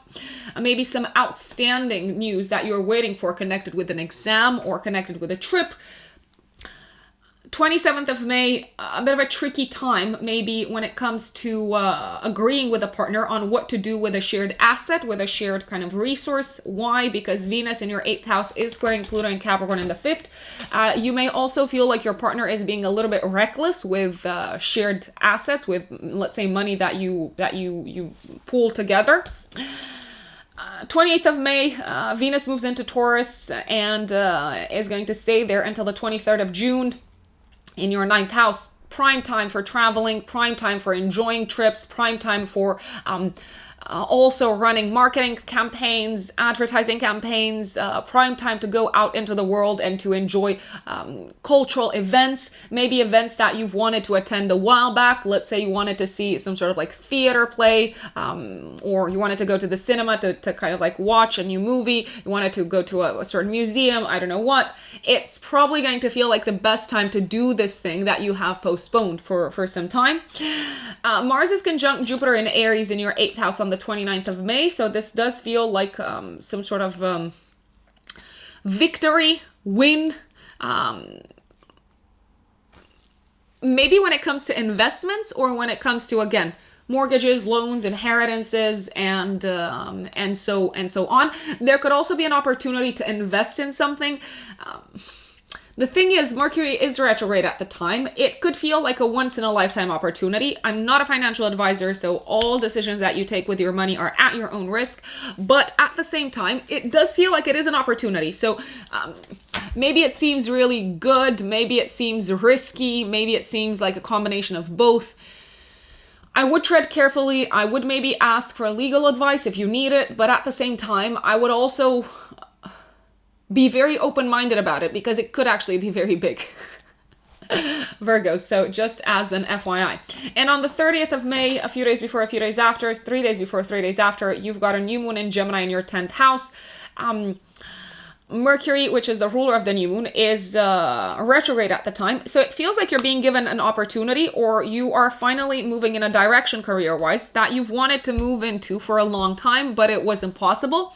Now it's like, okay, I've got my certifications, I've got my papers in order, I've got my residency, I've applied for my visas and so on.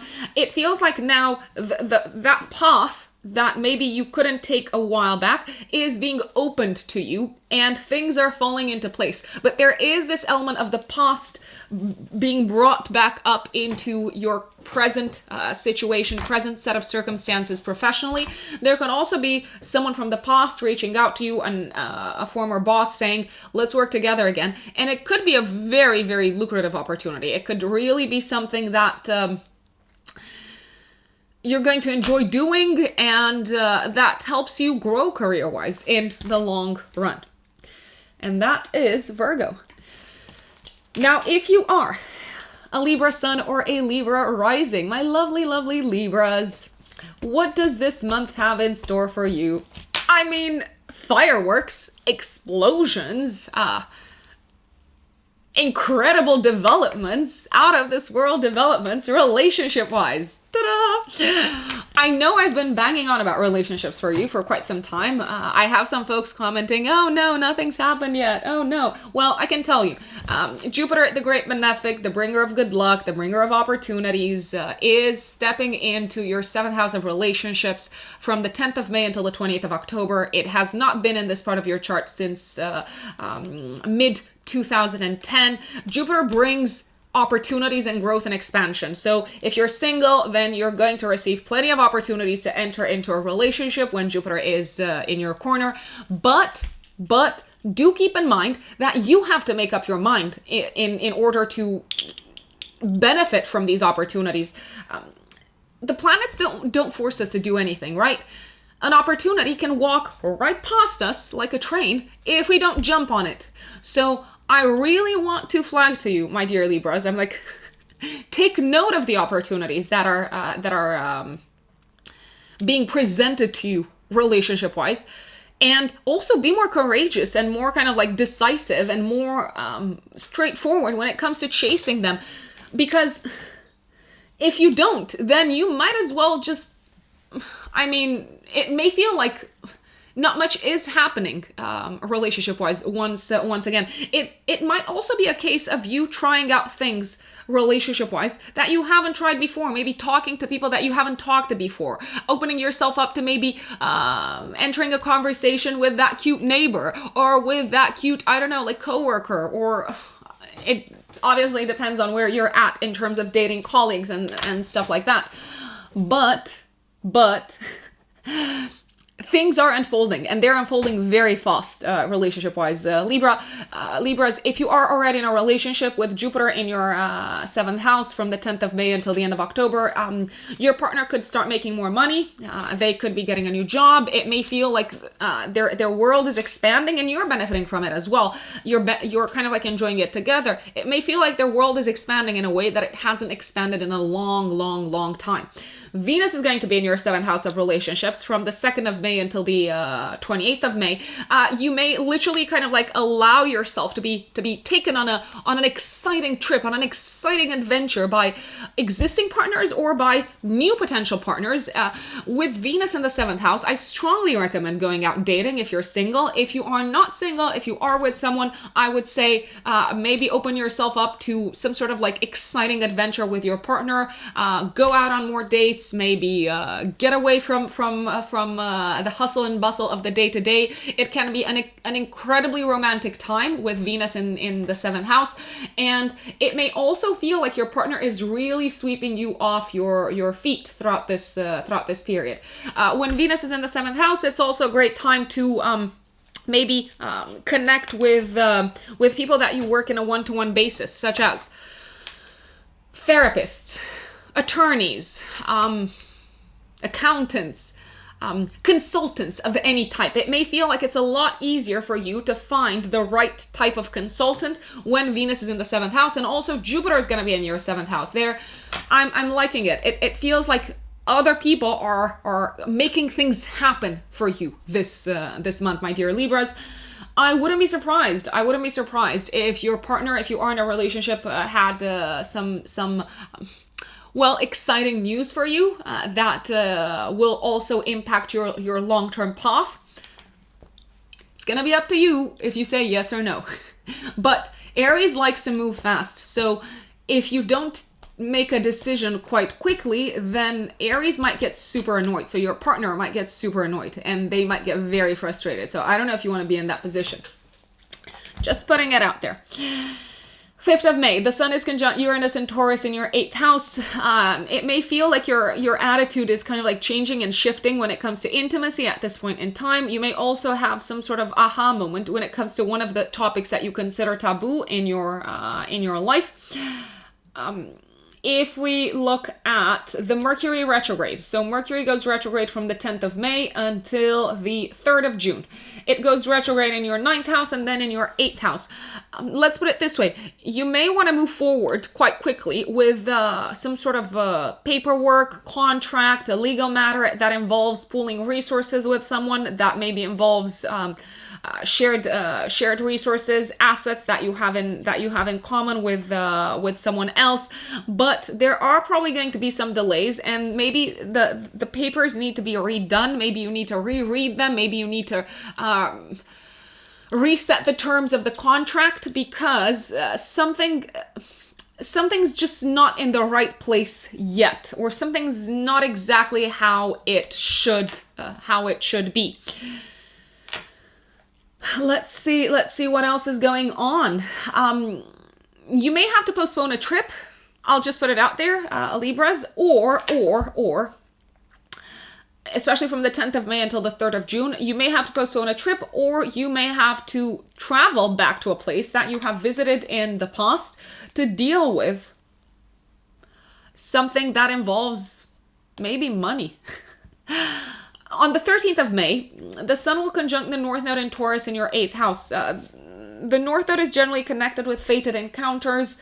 It may feel like someone from the outside is saying, or it may feel like you have some sort of fated encounters, some sort of fated encounter that helps you overcome a crisis in your life, or that that person might help you deal better with an issue around debt, inheritance, taxes, and other people's money. Speaking of taxes, there could be some outstanding debt that needs to be paid between the 10th of May until the 3rd of June. That makes its way to you, especially from the 23rd of May until the 3rd of June. That's when it could come to your attention.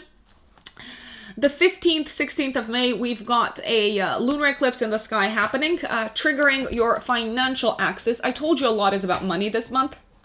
Like, money.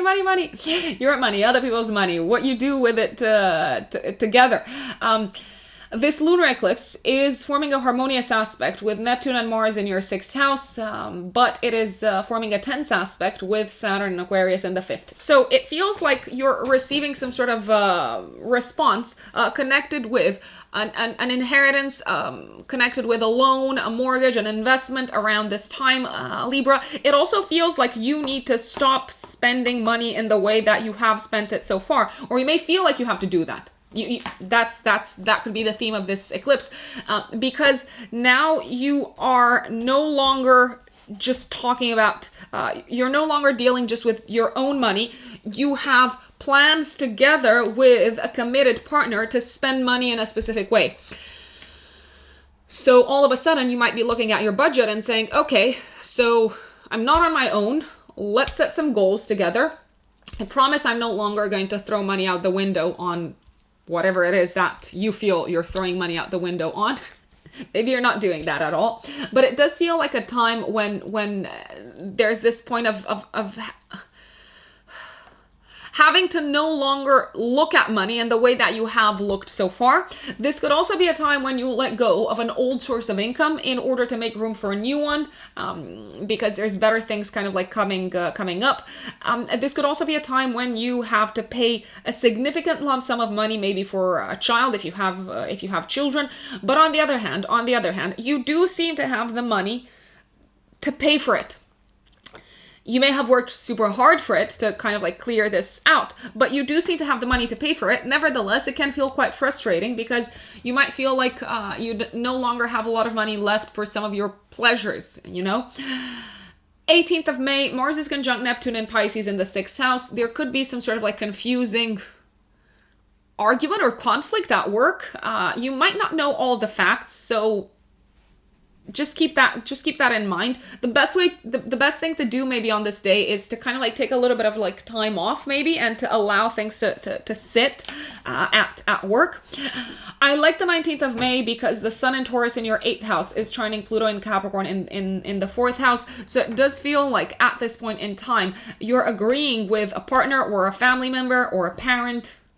I suppose a parent is a family member. It feels like you're agreeing with one of these people in your life on how to spend a lump sum of money, and it's brought you to a good place. From the 21st of May for the next 4 weeks, the Sun moves through your 9th house. The Sun transits your 9th house, so this is kind of like prime time to travel, prime time to make plans to travel. You may also be very kind of like socially active. You may look back at everything that has been under reconstruction in your life this year, let's say, at how much you have grown, how much you have transformed, and it feels like you're making sense of all of these inner transformations. 27th of May, a bit of an explosive date for relationships. You could have an argument with a partner about something concerning your living situation, about a property-related matter, or about something that has to do with either of your parents. You could also feel maybe disconnected from a partner because they're quite far from you. You may feel like a partner has hidden something from you, or a potential partner has hidden something from you. 28th of May until the 23rd of June, Venus moves into Taurus in your 8th house. It feels like things are kind of like settling when it comes to taxes, inheritance, debts, insurance, shared resources, and they're very much going in the direction that you want them to go into, because there's been a lot of kind of like unexpected elements coming up in this area of your life. This is also a fantastic time to enjoy your sex life, Libras. Like, I'll just put it out there.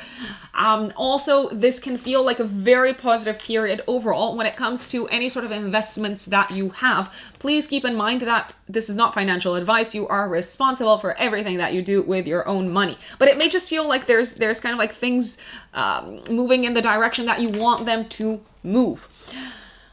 27th of May, Mars is conjunct Jupiter in Aries in the 7th house.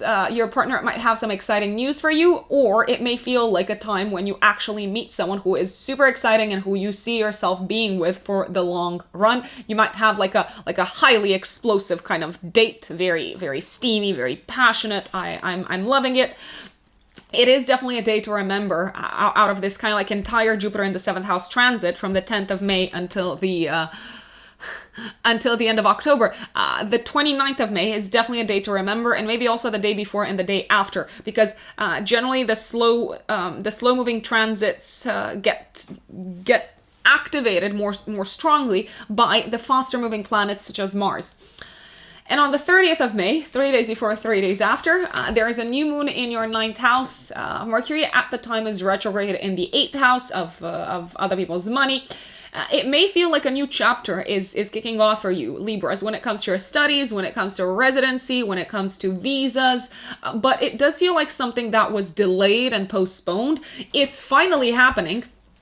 You could be finalizing some papers. You could be receiving kind of news, positive news probably, connected with a trial, connected with some sort of judicial let's say issue that was unfolding in your life. It could also be a time when you feel ready to pursue maybe some sort of class or course that will broaden your worldviews, that will broaden your perspective. It's probably something that intended to do a while back, but now it feels like the time is right. Let's say. So I'm looking forward to all of this, my dear Libras, for you. My dear Scorpios, Scorpio suns and Scorpio risings. What can you expect from the month of May 2022? Well. I'll just say it. There is a lot moving forward. There is a lot of action. I dare say at like 200 miles an hour happening in your work sector. So much action, so many new people, so many opportunities, so much excitement. I kid you not. Everything is happening over there. There are some delays. There are some kind of like rewinds, some replays in your relationship sector. So some things might need to be rediscussed, might need to be rehashed out. There could be some people that are walking out of your life, or that you decide you no longer want to keep in your life. So that's kind of like the mix of things that you're dealing with in May, my dear Scorpios. Let us start unpacking this month. So one of the most important transits of the month is obviously Jupiter, the great benefic, the bringer of good luck, of opportunities, and the ruler of your second house of income, moving into your sixth house of day-to-day work. Jupiter is going to be there from the 10th of May until the 28th of October. Jupiter has not been in this part of your chart since June of 2010, if I'm not mistaken. Let me actually check real quick, because I want to give you accurate information. Yeah, that's right. So Jupiter was in Aries between June 2010 until September of 2010 and January of 2011 and June 2011. It's always a good idea to look back at what was going on in your life. How did you grow? How did you expand? What did you learn work-wise at the time? So you are receiving the opportunity, but you have to be bold enough to take it, Scorpios. You have to act. You have to move fast. You are receiving the opportunity to make more money through your work. From May of this year, from the 10th of May until the end of October, you are also being offered the cosmic opportunity that you need to act upon, because the cosmos gives you food, but it does not feed you. As we say in Romania, we actually say that God gives you food, but they don't end up feeding you, so you have to feed yourself. The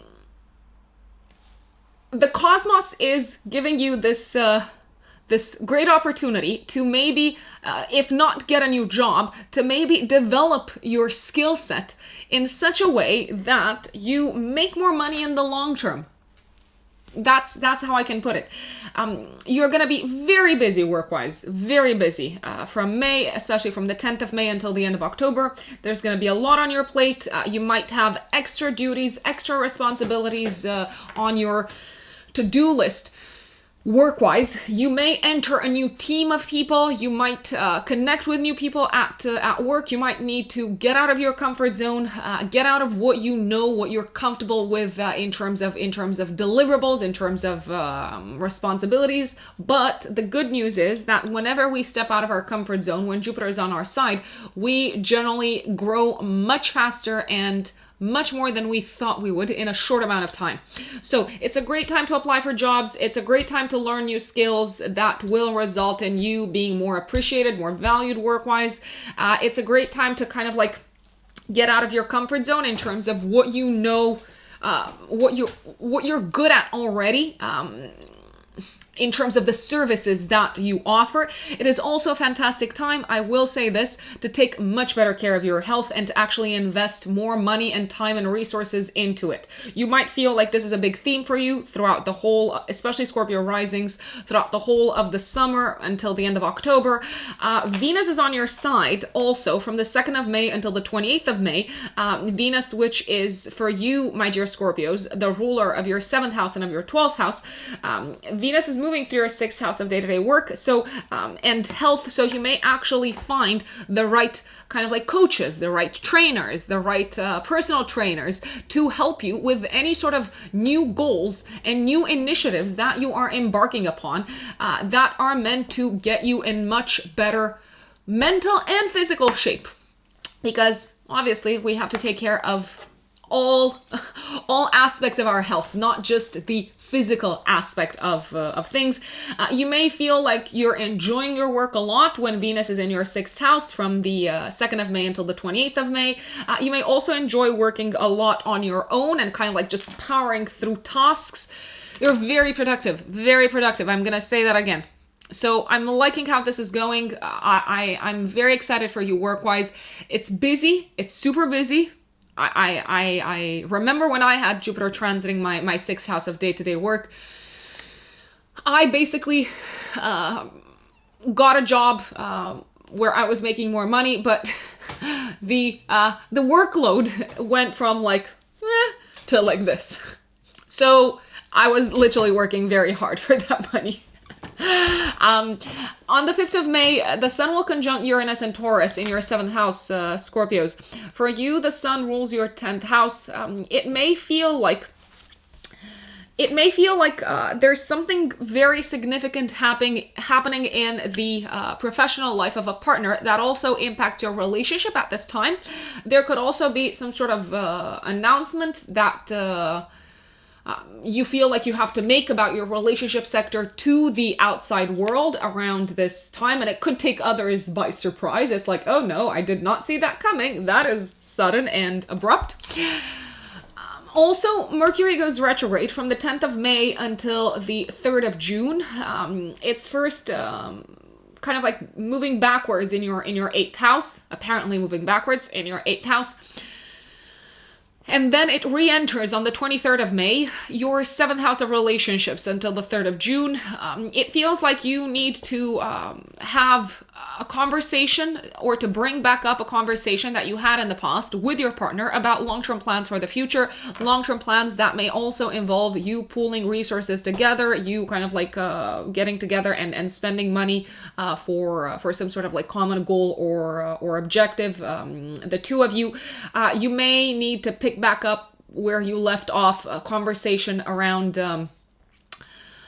wealth, mortgages, loans, inheritances, and so on. You may also feel, let's put it this way, you may feel like you can't think right now of the future, or you can't prioritize some of your plans for the future until you take care of this outstanding conversation, this outstanding issue with a partner or with your relationship. On the 13th of May, the Sun is conjunct the North Node in Taurus in your 7th house. It may feel like someone enters your life that is kind of like a fated encounter, someone who makes an impact upon your life path, upon your life direction. You may also connect with someone who is very likely to impact your professional path, because the Sun is the ruler of your 10th house. You may decide to go into business with someone, and this may have a long-term effect upon your career direction in general. 15th, 16th of May, week before, week after, there's a lunar eclipse triggering your 1st house, 7th house axis. It's in a tense aspect with Saturn in the 4th house of home. It's in a harmonious aspect to Neptune and Mars in the 5th house. So it feels like an existing relationship reaches a culminating point, a culminating moment where you decide to go left or right, and whatever you decide to do, the two of you, it feels final. It feels like, okay, this is it. Our relationship will no longer look the same. It may be that a parent, either on your side or on your partner's side, doesn't necessarily agree with the decision that you're taking. You may also realize that you don't see eye to eye with a partner on an issue connected with living situation, property, home and family life, and someone has to bend. If you do bend, if someone does bend, I'm not telling you what to do. You're responsible for your own decisions, Scorpios. But I do believe there's a lot of love between the two of you. I do believe there's a way to find the middle ground, even if it feels like, oh my gosh, this goes against my principles and so on. This can also be a time when you realize that your life direction will no longer be the same as a result of something that's been going on in your partnership sector. If you're single, you can also meet someone, connect with someone who feels like a fated partner. And it could be someone from your past, or it could be someone that you're introduced to by a family member, my dear Scorpios. 18th of May, Mars is conjunct Neptune and Pisces in the 5th house. You may have a really good time on this day, but there could be a lot of booze involved, a lot of alcohol, too much fun to be had, maybe dangerous fun to be had. And you might wake up with a massive, massive, massive headache. Just saying. 19th of May, this is a good day because, well, it's a pleasant day. Let's call it this way. We tend to associate good with pleasant and bad with kind of like unpleasant, but that's not necessarily always the case. Discipline is generally unpleasant, but is it good? Well, probably. 19th of May, the Sun in Taurus in the 7th house is trining Pluto in Capricorn in your 3rd house of communication. It feels like you are reaching an agreement with a partner. It feels like you're on the same page about something that involves the 3D material reality. From the 21st of May, for the next 4 weeks, the Sun moves into your 8th house. It feels like you are going through a period where you're thinking a lot about how your career path is transforming, how your, let's say, evolving relationship sector also is making an impact, is transforming the way the world sees you. So you could be kind of like thinking about that a lot. You might also have to prioritize dealing with matters that have to do with taxes throughout this period, credit, debts, inheritances, and so on. We got to do what we got to do, right? From the 24th of May until the 5th of July, Mars moves into Aries in your 6th house. I mean, all systems go work-wise. You're like a rocket. It's like bam, bam, bam, getting everything done. Super productive, moving forward. You're moving fast, 100 miles an hour, 200 miles an hour. But very careful because you may move a lot faster than colleagues, coworkers, clients. I suppose colleagues and coworkers is the same thing. Anyway, you might want to move faster than everyone else, and that's a good thing if you're working on your own, but if you're working with others, you could kind of like snap at them, so careful with that.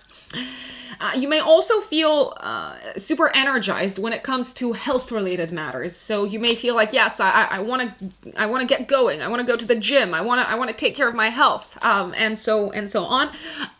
Sometimes when Mars transits the 6th house, people kind of like have surgeries, or they experience some sort of like procedures that involve needles, knives, obviously sharp tools, Mars.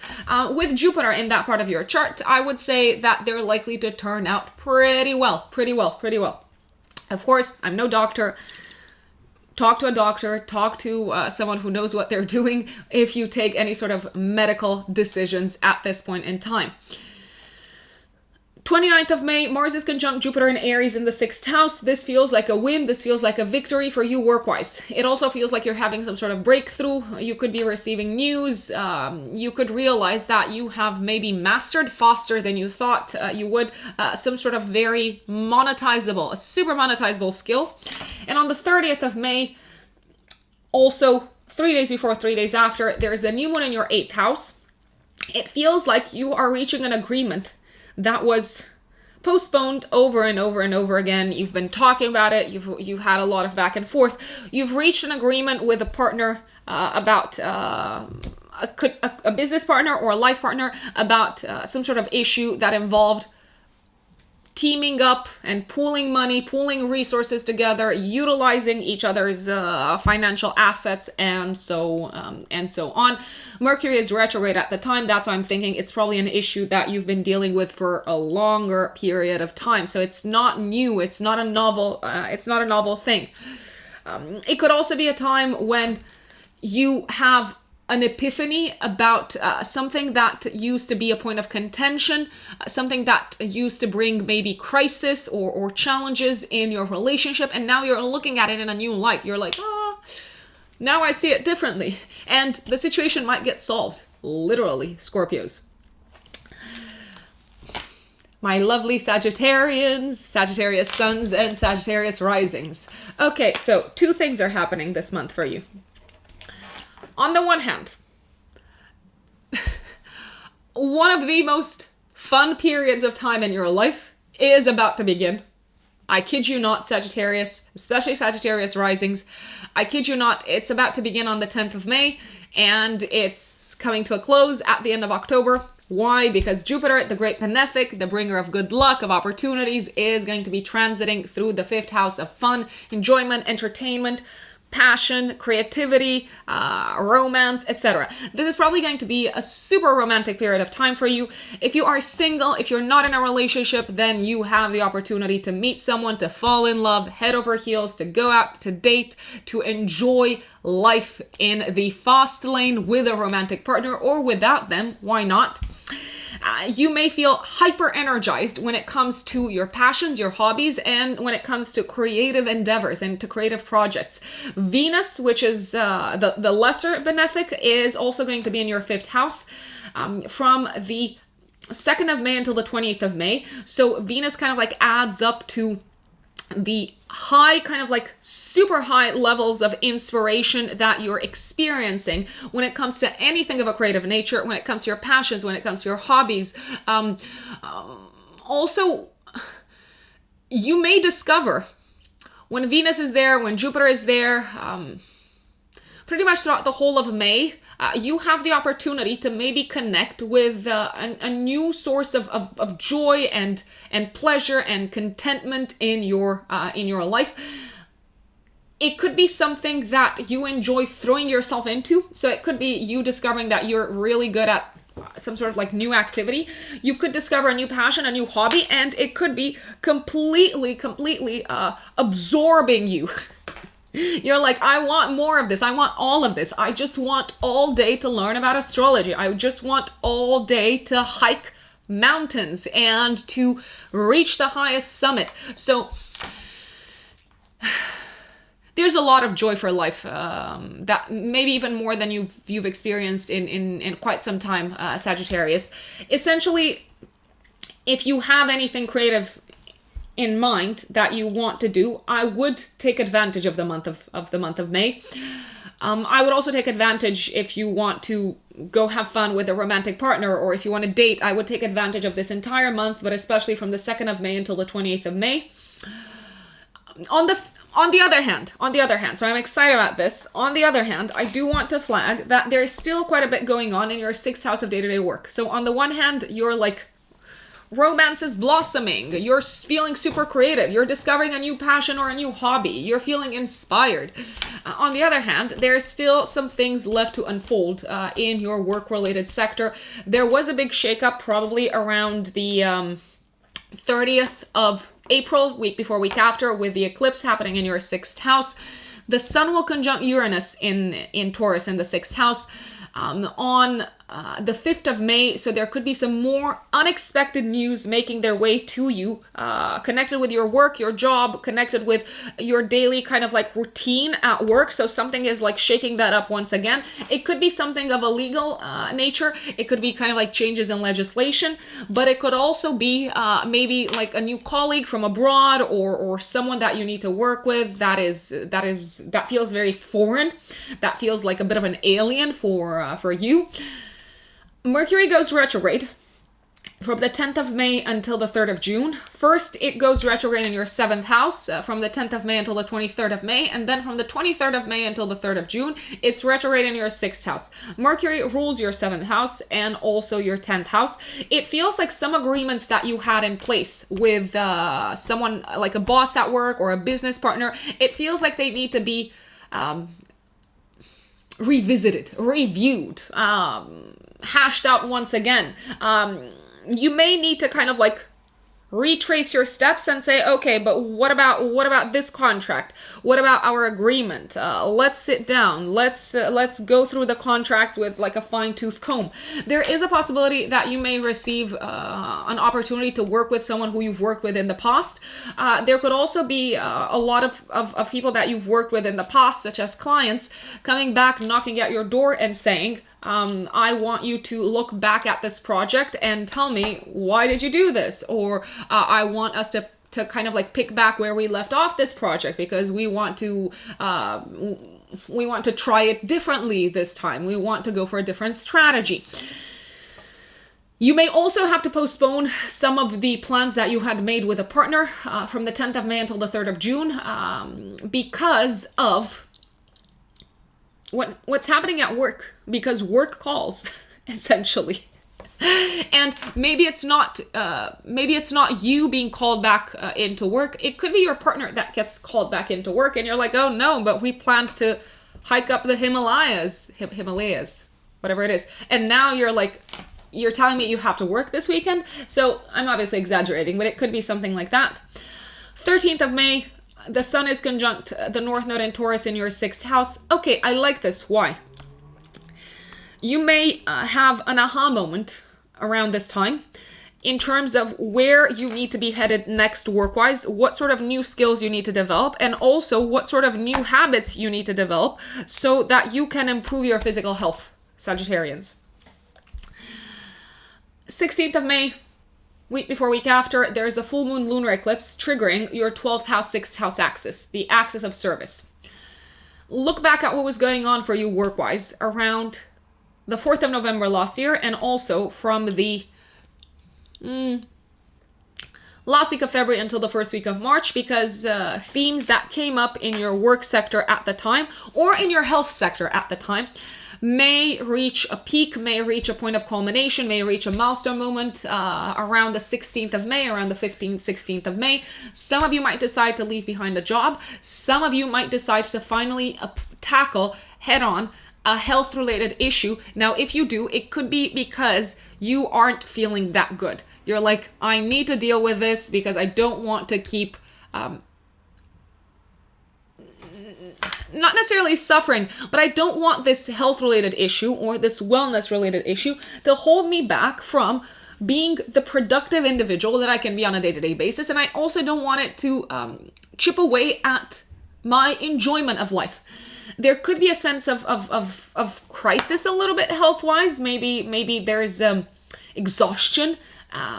There could be quite a bit of exhaustion that plays into it. So maybe it is a good time to kind of like breathe, take a bit of a step back. There could also be some significant developments happening in a work environment where you feel like you were kept in the dark. It's like, why did no one tell me about this?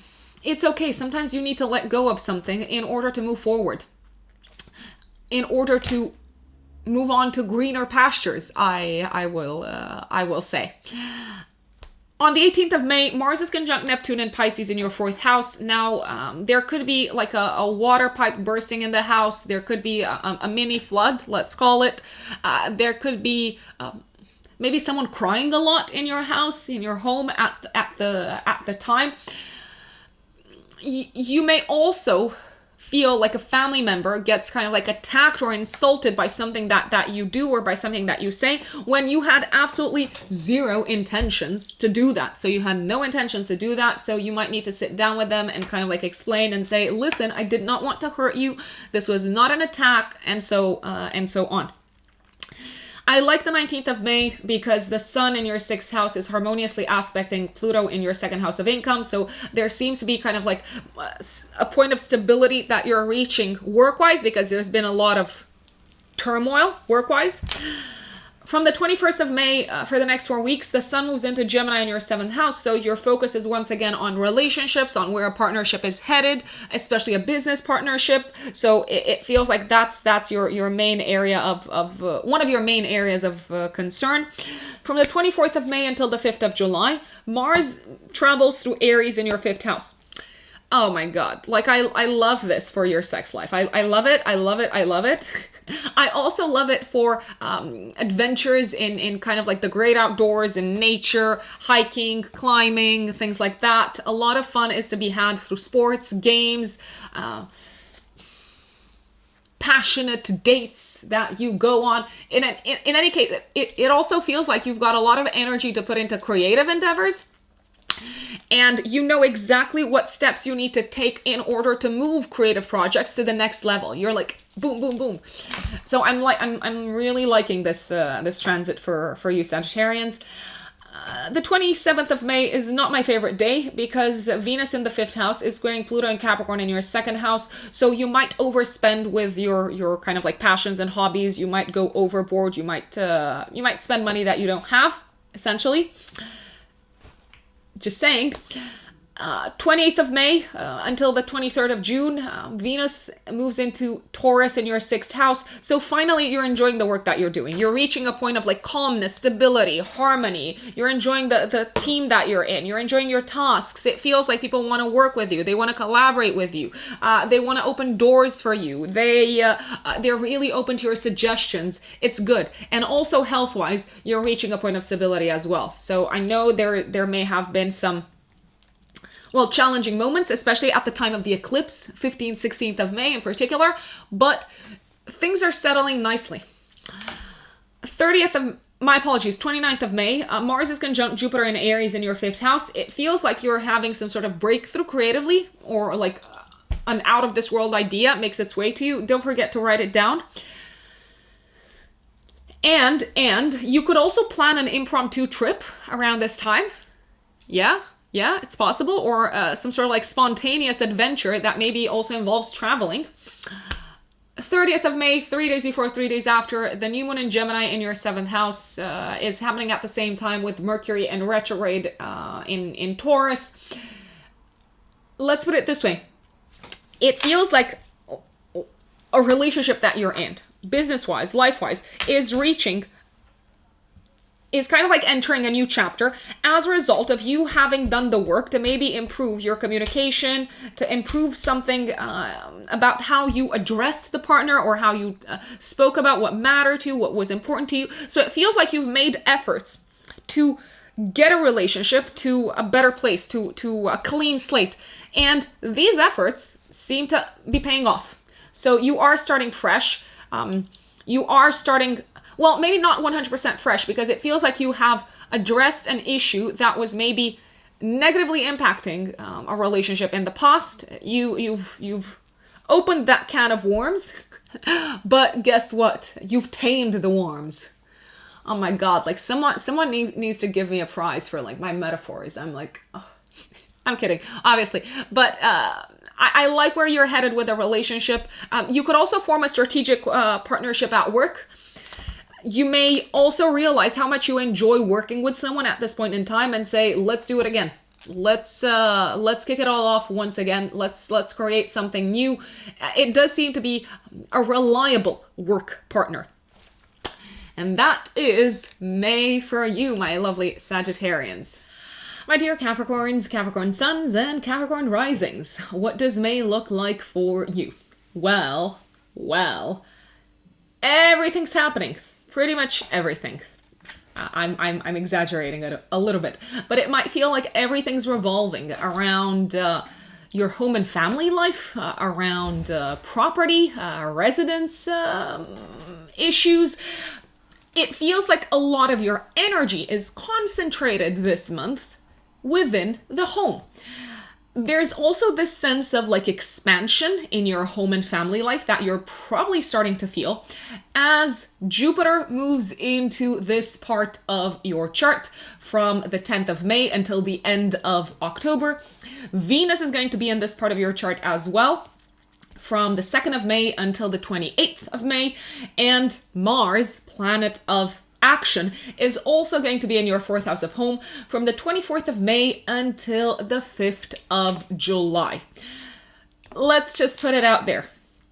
There's a lot of action at home, a lot of energy in this life sector, and there's also opportunities for you to take advantage of in this direction. So let me start dissecting the month a little bit better. Let's say I've given you an overview. Obviously, remember Capricorns that you haven't had Jupiter in your 4th house of home, family, and living situation. You haven't had Jupiter, the great benefic, here since. Give me a second to check real quick. Since June of 2010. So the last time when Jupiter was in this part of your chart was between June of 2010 until September of 2010, and also from January of 2011 until June of 2011. You could have a think about how your home and family life expanded, what sort of new beginnings you experienced in this life sector at the time. There's this sense of like you wanting to embark upon a new adventure. So some people might start, let's say, looking for a new home, looking for a new property. Some Capricorns, especially Capricorn risings. Some Capricorn risings might be experiencing literally the family growing bigger because Jupiter, after all, expands everything it touches. Relationships with family members seem to be going very well, maybe better than they normally go. When Venus is in your 4th house, so from the 2nd of May until the 28th of May, Venus for you rules your 5th house and your 10th house, my dear Capricorns. You could be, for instance, taking some time away from work and taking your focus a little bit off of your career and prioritizing enjoyable activities with the family. Let's say. On the 5th of May, the Sun will conjunct Uranus and Taurus in your 5th house, my dear Capricorns. The Sun rules your 8th house, and Uranus is the planet of surprises. This day, I believe, is particularly sensitive for those of you who have children. If you do have children, then there could be some sort of crisis unfolding in the life of a child. Maybe a child is having kind of like a hard time in their life. Maybe they're becoming increasingly rebellious. Maybe they're kind of like taking a stand and saying, this is what I want to do with my life. So you could experience also surprises coming from children. Let's face it, you could also hear of a surprise pregnancy around this time. So don't say I didn't warn you about it. From the 10th of May until the 3rd of June, Mercury, my dear Capricorns, will go retrograde. Mercury rules your 6th house and your 9th house. So between the 10th of May until the 3rd of June, there could be some delays or postponements even when it comes to traveling for business. Also when it comes to moving forward with a work-related project. You could also have to travel for business to a place that you have visited in the past, with Mercury retrograde kicking off essentially in your 6th house of day-to-day work and then moving into Taurus into your 5th house. If you've been kind of like keen and eager to power through with a work-related project, you may experience, of course, things not necessarily moving as fast as you might want them to move when Mercury is retrograde. If you are experiencing slowdowns at work, because you probably will, I would take this time to maybe do some more fun stuff, to do something that you've been, wanting to do for a while, but you were always super busy. It's almost like if work isn't moving at the pace that you want it to move, this is offering you a little bit of respite so that you can enjoy yourself for a little bit longer. So it seems to be working in your favor. Then on the 13th of May, Capricorns, the Sun will conjunct the North Node in Taurus in your 5th house. It does feel like on this day, maybe you connect very, very strongly with something or someone, a person or an activity that sparks a lot of joy in your life. And I realize this is such an overly utilized phrase, but it does feel like that. It does feel like you're kind of like onto something here. On the 16th of May, week before week after, we have a full moon lunar eclipse in Scorpio, triggering your 11th house, 5th house axis. It's forming harmonious aspects to Neptune and Mars in Pisces in your 3rd house. of communication, of news, and so on. But it is forming a tense aspect to Saturn in Aquarius in your second house of income, self-worth, and self-esteem. This could be a time, my dear Capricorns, when some of you, again, hear news of pregnancy, or when a child, if you do have children, wraps up an important chapter in their lives.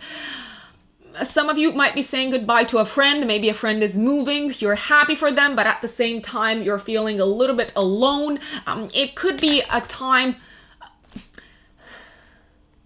where you feel like you've got a lot of clarity as to where you want to be moving forward in terms of goals and objectives. And it could also be a time when you feel like you're ready to let go of an old objective. It was an important part of your past, but it no longer is moving forward.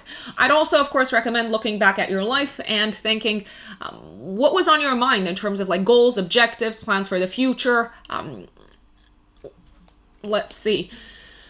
Last year around the 4th of November, and also this year from the last week of February until the first week of March. Also, if you remember doing any sort of like group type of activities, getting involved in group activities or collaborating with someone around these times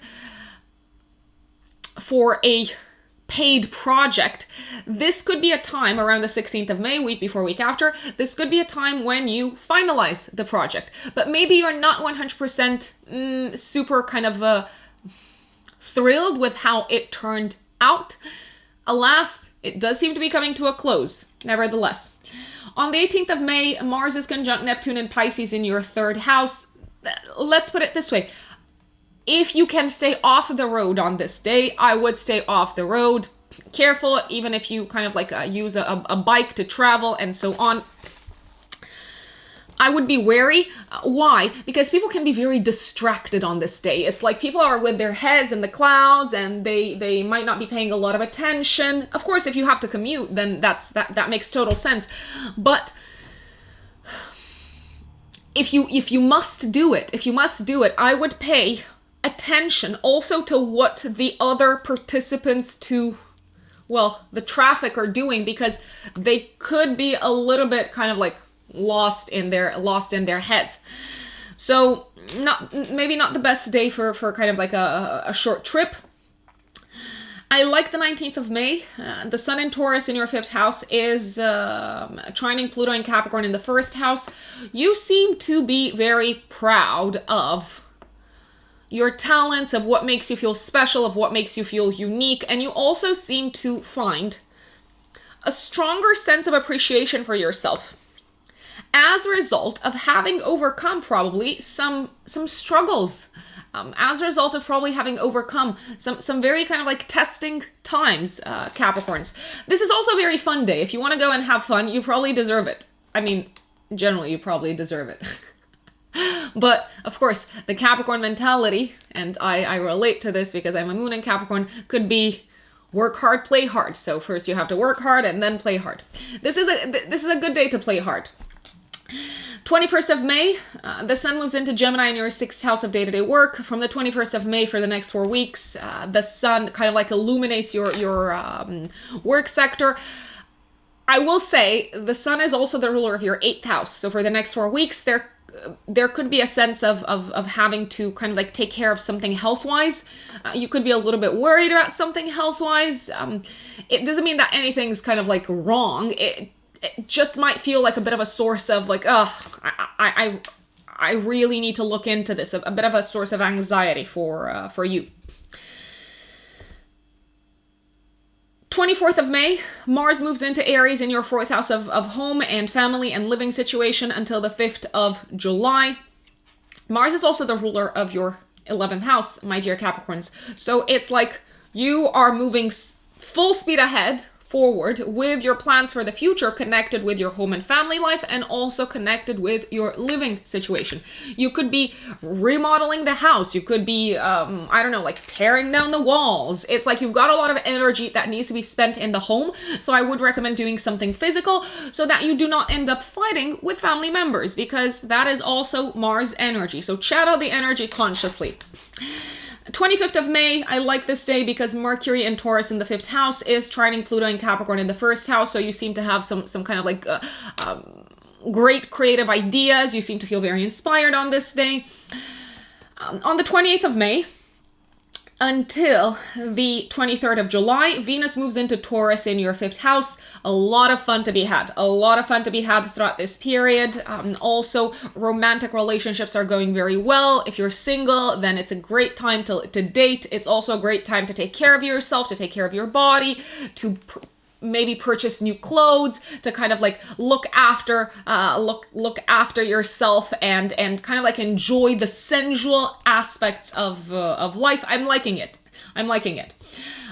29th of May, Mars is conjunct Jupiter in Aries in your 4th house. It feels like some sort of victory, some sort of breakthrough connected with property, residence, living situation. Maybe this is a day when you sign some papers if you're kind of like moving into a new home. If you're looking for a buyer of your property, it could be a time when you find a buyer. So I'm liking it. It's a win home-wise. And on the 30th of May, 3 days before, 3 days after, the new moon in Gemini in your 6th house is bringing some sort of new beginning work-wise, but it doesn't feel completely new. It feels like you're starting work on a project, or you're starting maybe working with a new team, but maybe you were introduced to this team by someone that you knew already. Maybe you've worked on this project before, and now you're kind of like going through, I don't know, like a do-over. It's like a reunion of the old team, of the old kind of gang, and you seem to be excited to kind of like work with these people again. You could also pick back up where you left off, some sort of new health related set of habits or goals. Why do I say that you're probably picking back up where you left off? Because Mercury is retrograde at the time. So it's like, okay, I remember I had to do this for my health, so now I'm going to do it. I'm going to commit to it. And that is, my dear Capricorns, May for you. Now, if you are an Aquarius sun or an Aquarius rising, my Aquarius brothers and sisters, what does May have in store for us? Oh my God. So many people to meet, so many people to talk to, so much learning to do, so much networking, so many short trips. If you've got siblings, then it's like they're one of your number one priorities and concerns as we speak. Your mind is like super excited. You're very active in the community this month. And you also feel inspired to maybe start new projects with a community, with a local community, with your siblings, with your neighbors. It's like, go. From the 2nd of May until the 28th of May, Venus is transiting through Aries in your 3rd house. So it may feel like people are inclined to kind of like agree with you throughout this period. And any sort of process of learning that you find yourself in, you're enjoying it maybe more than you thought you would. You could also be looking, possibly, to sell a house, to sell a property, or to buy a property, because the 3rd house is also connected with sales, and Venus is actually the ruler of your 4th house of home and property. Communication with family members is also going very, very well throughout this period. It may feel easier to kind of like speak your mind with Venus in the third house. There could also be a lot of like maybe short distance trips, errands to run for the family throughout this period. But the thing is, you're feeling good about it. You're getting things done. You're moving fast. It's like it's energizing. 5th of May, the Sun is conjunct Uranus and Taurus in your 4th house. Some sort of surprising development in your home and family life.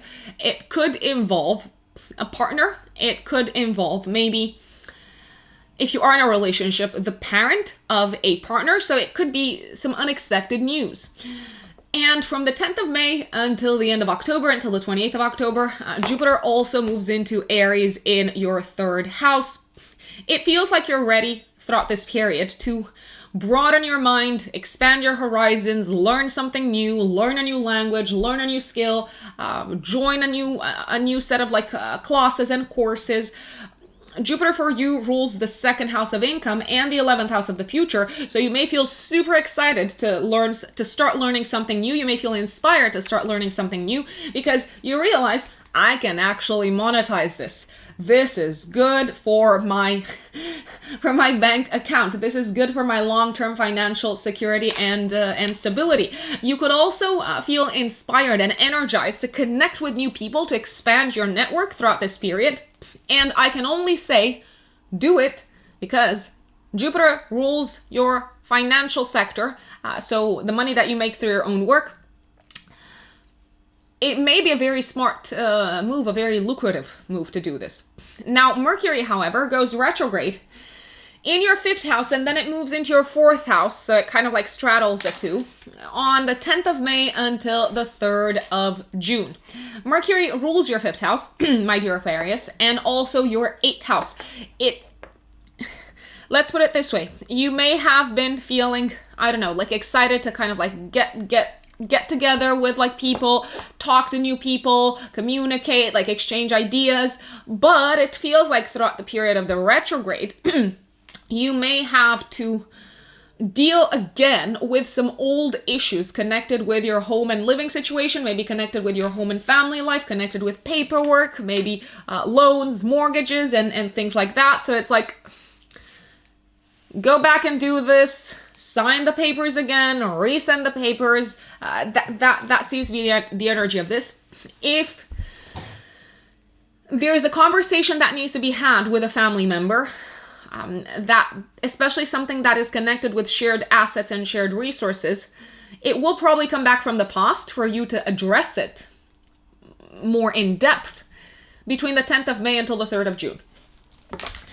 There could also be some sort of like past romantic flame making its way back into your life, of course, because Mercury retrograde also involves this time your 5th house of romantic love.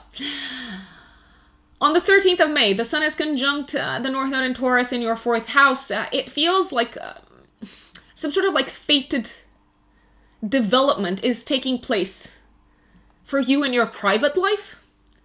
You may also very kind of like strongly connect with what gives you a sense of stability and security in your private life around this time. And this could feel surprising even for you.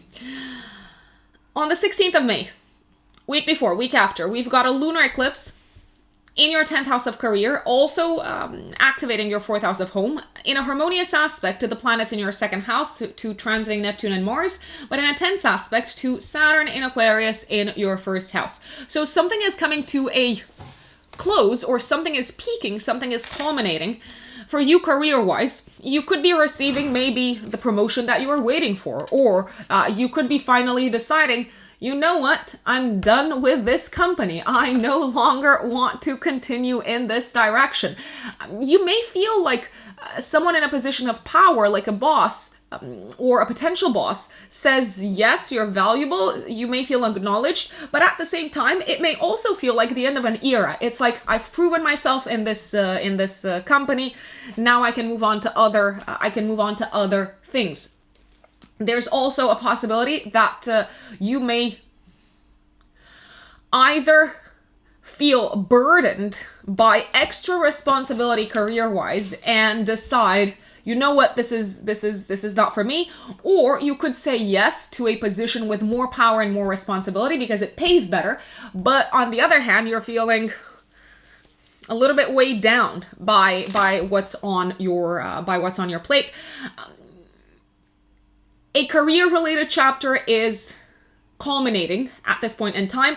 It is likely to be linked with something that was unfolding for you career-wise, either around the 4th of November last year, or between the last week of February this year until the first week of March, or both. You could also be feeling very drained physically as a result of kind of like dedicating yourself so much to your career goals, but you're very appreciated.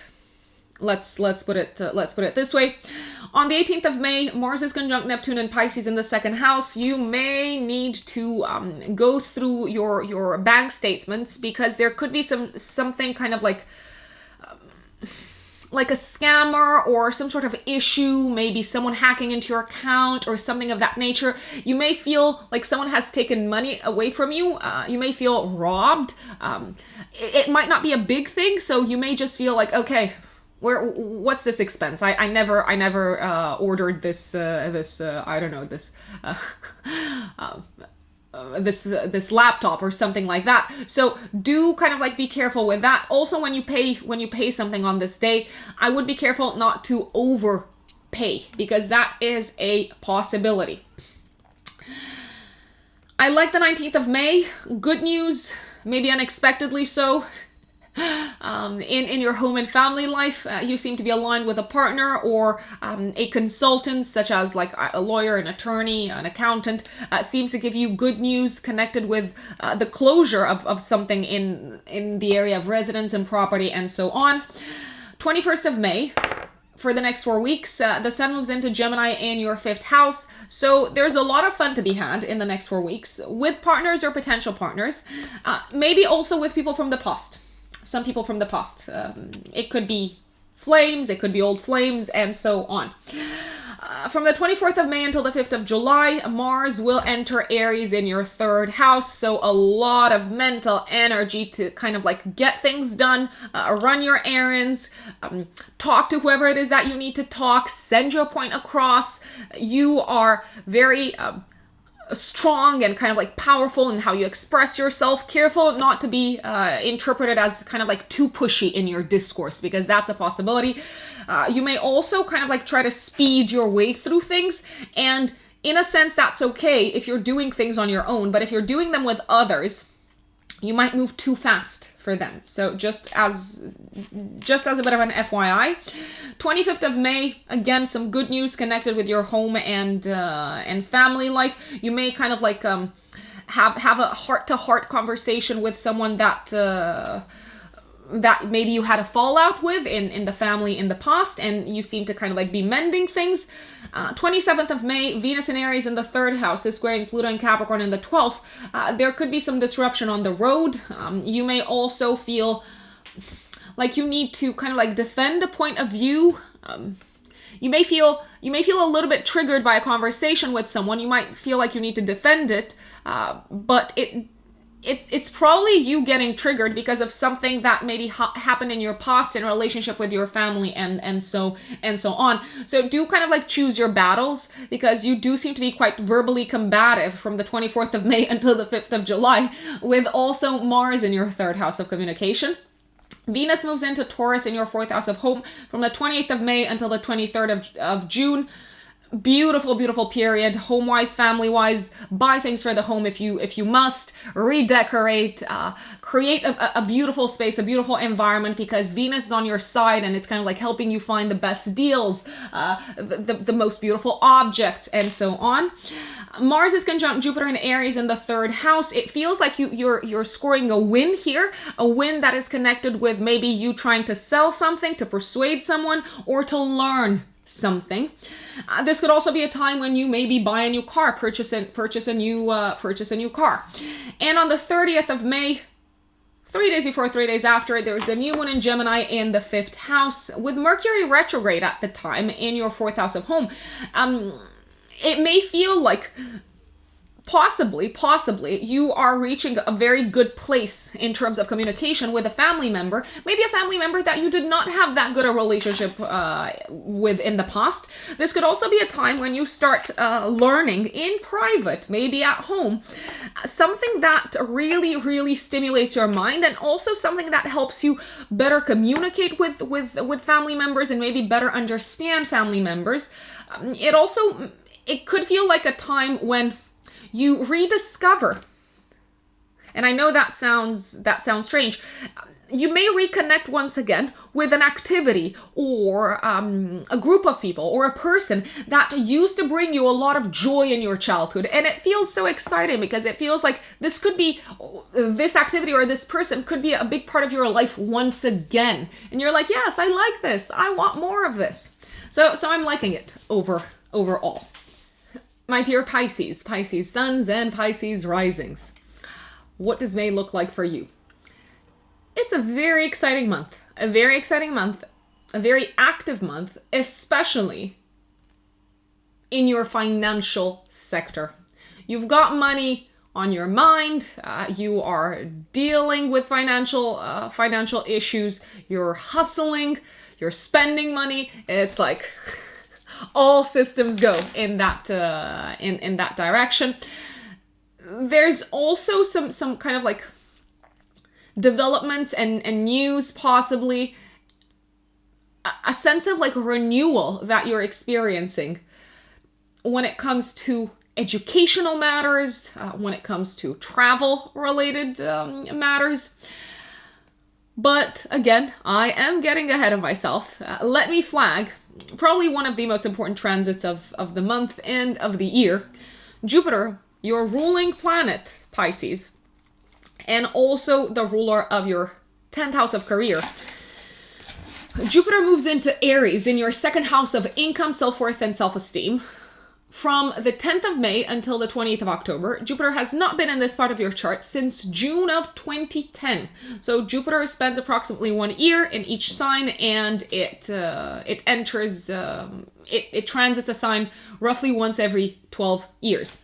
So pretty much from the 10th of May until the end of October, you will probably, as I said, feel inspired to hustle more, to make more money. There is a high chance that you may attract more money into your life, but also you might be feeling a lot more generous than you normally do, because you are naturally quite generous, and you do share a lot of what you have with others. There's a great opportunity of growing how much money you make, and also of developing possibly a new talent that you can utilize in your professional life moving forward, and that can help you grow professionally in the long run. If you feel inspired to learn something, if you feel inspired to pursue a new financial opportunity, I would do it. Just putting it out there. Jupiter in Aries says you're either bold and jump and take the leap and leave fear at the door, or you might miss your train. You might miss an exciting opportunity. Jupiter in Aries demands a lot of courage from us. The only kind of like challenge with Jupiter in Aries in the second house is that you might be prone to overspending. So you could be making more money throughout this period, you could be attracting more money, but you could also spend more than you normally do. Venus is also going to be in your second house of income, so it's like money's making its way to you, but you're also inclined to spend it on let's say going out, on maybe kind of like treating your colleagues, your siblings, maybe treating your local community, your group of people, treating them to kind of like drinks or like social outings and so on. You could also spend money on beautiful things with Venus in the second house from the 2nd of May until the 28th of May. But I do believe that there is a higher expression to every transit and every placement and every planetary energy. It feels like you're stepping very much throughout May into a growth mindset. It's like, I don't have to spend less. I can make more. And I love that. I love that about this energy. The Sun will conjunct Uranus and Taurus in your 3rd house on the 5th of May. The Sun for you, my dear Pisces, rules your 6th house of day-to-day work. There could be an unexpected opportunity coming your way work-wise. There could also be an unexpected opportunity for you to start learning something. So for you maybe to take over some tasks, some responsibilities that belong to someone else, but all of a sudden they fall in your lap and you're like, you could freak out, or you could see it as an opportunity to grow in a very kind of like quick-paced manner. That's how I see this. Also from the 10th of May until the 3rd of June, Mercury is going to go retrograde in your 4th house of home and also in your 3rd house. Mercury rules your 4th house of home and your 7th house of partnerships. From the 10th of May until the 3rd of June, you may need to rediscuss some home-related matters with a partner. Maybe you thought you had agreed on them. Maybe your life partner's circumstances have changed, so you need to have a new conversation. Maybe things are kind of like slowing down a little bit in terms of your plans, home and family wise, because there is something happening in your partner's life that needs to be dealt with straight away, my dear Pisces. You may also, if you're looking to sell a house, or if you're looking to kind of like rent something, you might have to postpone the whole thing for a short amount of time, or you might have to keep looking even though you thought the deal was done, whilst Mercury is retrograde. Possibly. On the 13th of May, the Sun is conjunct the North Node in Taurus in your third house. It feels like on this day, probably in a work environment or in a health environment, I don't know if you're going to the gym, it may feel like you're talking to someone, or you're having like a casual conversation, and through this kind of like casual conversation, you have an aha moment where you realize, oh my God, I did never think of that. Now that you put it this way, a lot of what I was struggling with makes sense. So there can be a sense of like fated conversations happening on this day. 16th of May, a week before, a week after, because it's obviously an eclipse, we have a full moon lunar eclipse, triggering your axis of traveling and learning. The eclipse is in a harmonious aspect with the planets in your first house, Neptune and Mars transiting your first house, but in a tense aspect to Saturn and Aquarius in your 12th house. A few things. You could wrap up a work, maybe not a work-related project, something that you've worked on really hard that is connected with your education. So you might hand in your thesis, for instance. You might graduate. You may receive news as to whether you have or haven't been accepted to a specific program, an educational program. There's good news and there's not so great news.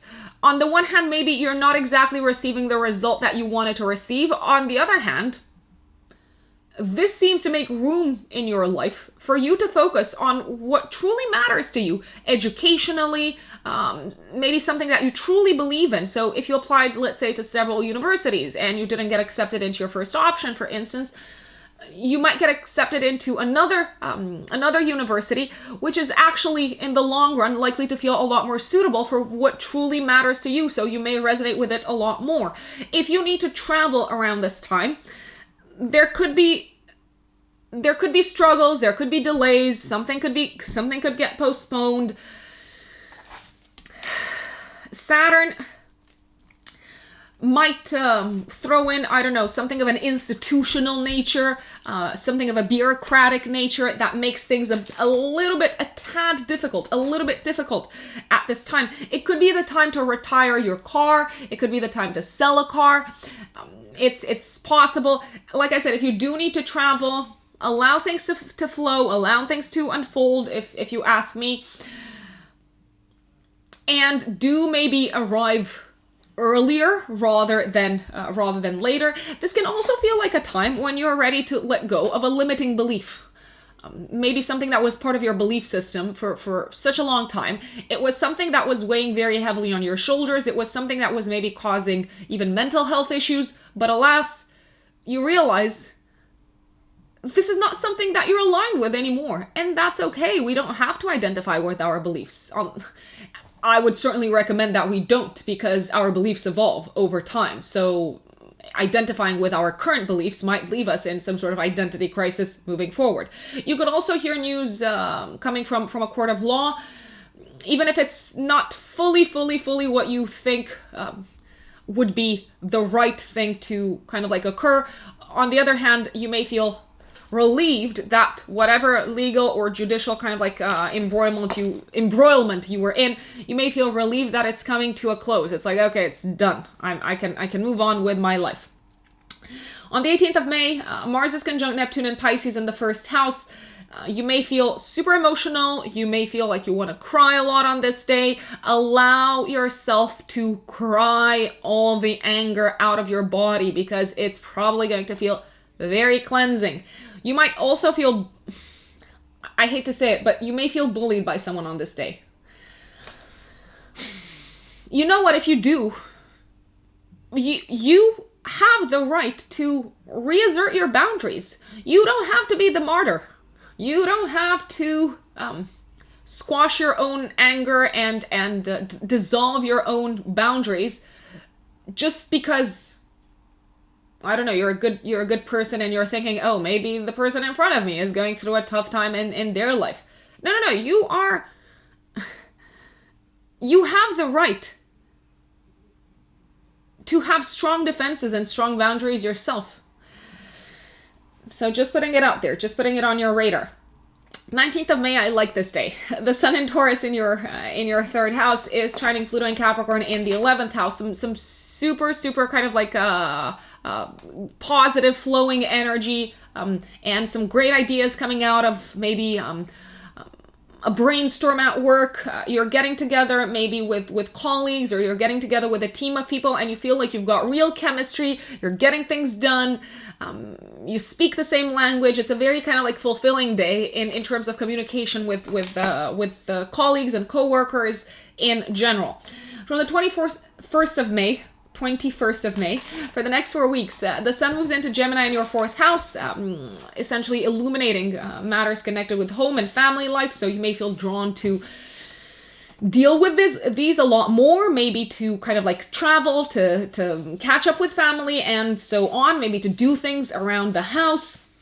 From the 24th of May until the 5th of July, Mars moves into Aries in your 2nd house, and it's like, okay, you're like, go, chase the money, go after it. You may also be very quick to spend money throughout this entire period. Mars rules your 9th house also, so you could be spending money a lot on travels or travel related matters. You could also be feeling very motivated throughout this period to prove yourself, to prove that you're valuable, to prove that you're worthy, to prove that you know what you're doing, and to prove that you are a strong enough leader. 25th of May, I like this day also because Mercury and Taurus in your 3rd house is trining Pluto and Capricorn in the 11th. You could be catching up with like childhood friends or an old group of colleagues that you used to work with, and it feels good to like talk about the things that you're interested in and maybe to talk about the future, to talk about your plans. It's like, how would you do this? You could be getting some sound advice from friends, from colleagues. So I like it. A very good day also for collaborative projects that involve writing, that involve communication, selling, marketing, and so on. 27th of May, you might spend a little bit more money than you have available when you go out with friends. So Venus in Aries in the 2nd house is going to square Pluto and Capricorn in the 11th. An outing with friends or an outing together with a wider group of people might cost more than it's necessary, because you may want to be the generous one. You may want to kind of like prove that, yeah, you're taking care of everyone. You're like buying drinks and like paying for the whole meal. And it's like, is it really necessary? That's kind of like my question. If you're coming from that kind of like growth mindset, maybe it is. Maybe it's okay. You could feel a little bit burnt after this day financially, though. On the 28th of May until the 23rd of June, Venus moves into Taurus in your 3rd house. Venus is the ruler of your 3rd house and of your 8th house. Throughout this entire period, conversations about shared resources, shared assets, loans, mortgages, inheritance, investments, they seem to be super productive. They seem to be going your way. If you need to persuade people of your opinion, they're probably going to be much more easily swayed. If you're looking to buy something, to purchase something, do talk to people, do reach out to your connections, because you may have someone coming into your life and saying, I've got the perfect thing, or I've found exactly what you needed. 29th of May, Mars is conjunct Jupiter and Aries in the 2nd house. Some sort of like win financially. It feels like a victory. It feels like a breakthrough. It could be a winning idea. It could be a winning initiative. It could be a winning opportunity. And you deciding to kind of like take some sort of risk and say, I'll do it. Let's see where this takes us. 30th of May, 3 days before, 3 days after, the new moon in Gemini in your 4th house of home and family and living situation is happening at the same time with Mercury retrograde in Taurus in your 3rd house. Okay. So let's see.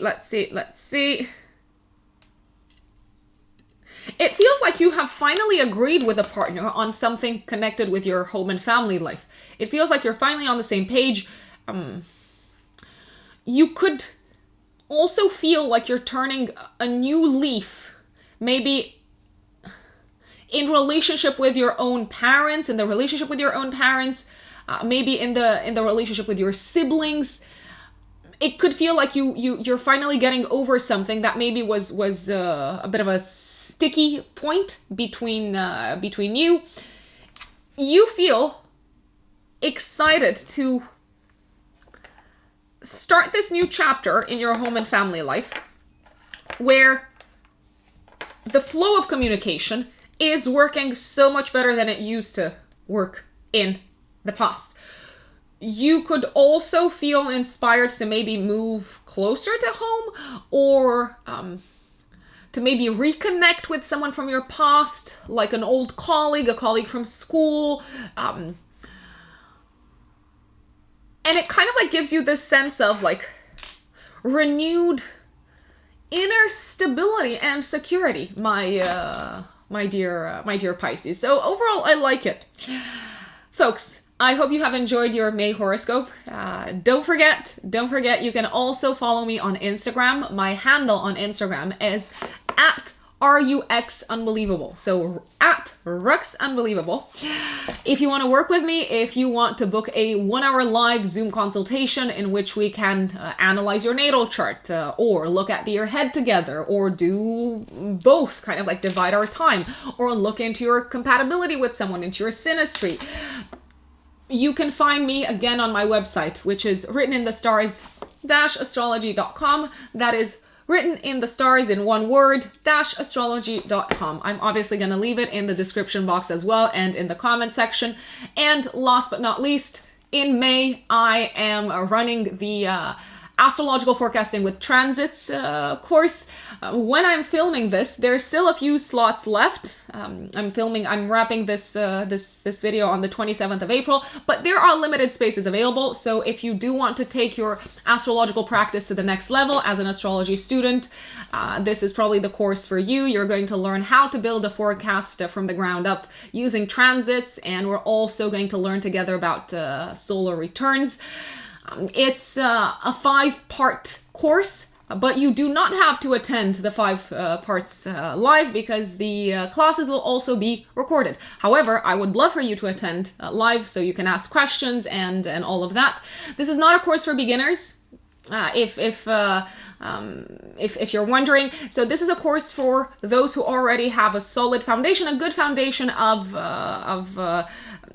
the kind of like houses, signs, elements, planets, so the core of natal chart interpretation. Enjoy May, and let us know in the comments how this has unfolded for you. And if you haven't subscribed, please do. What are you waiting for?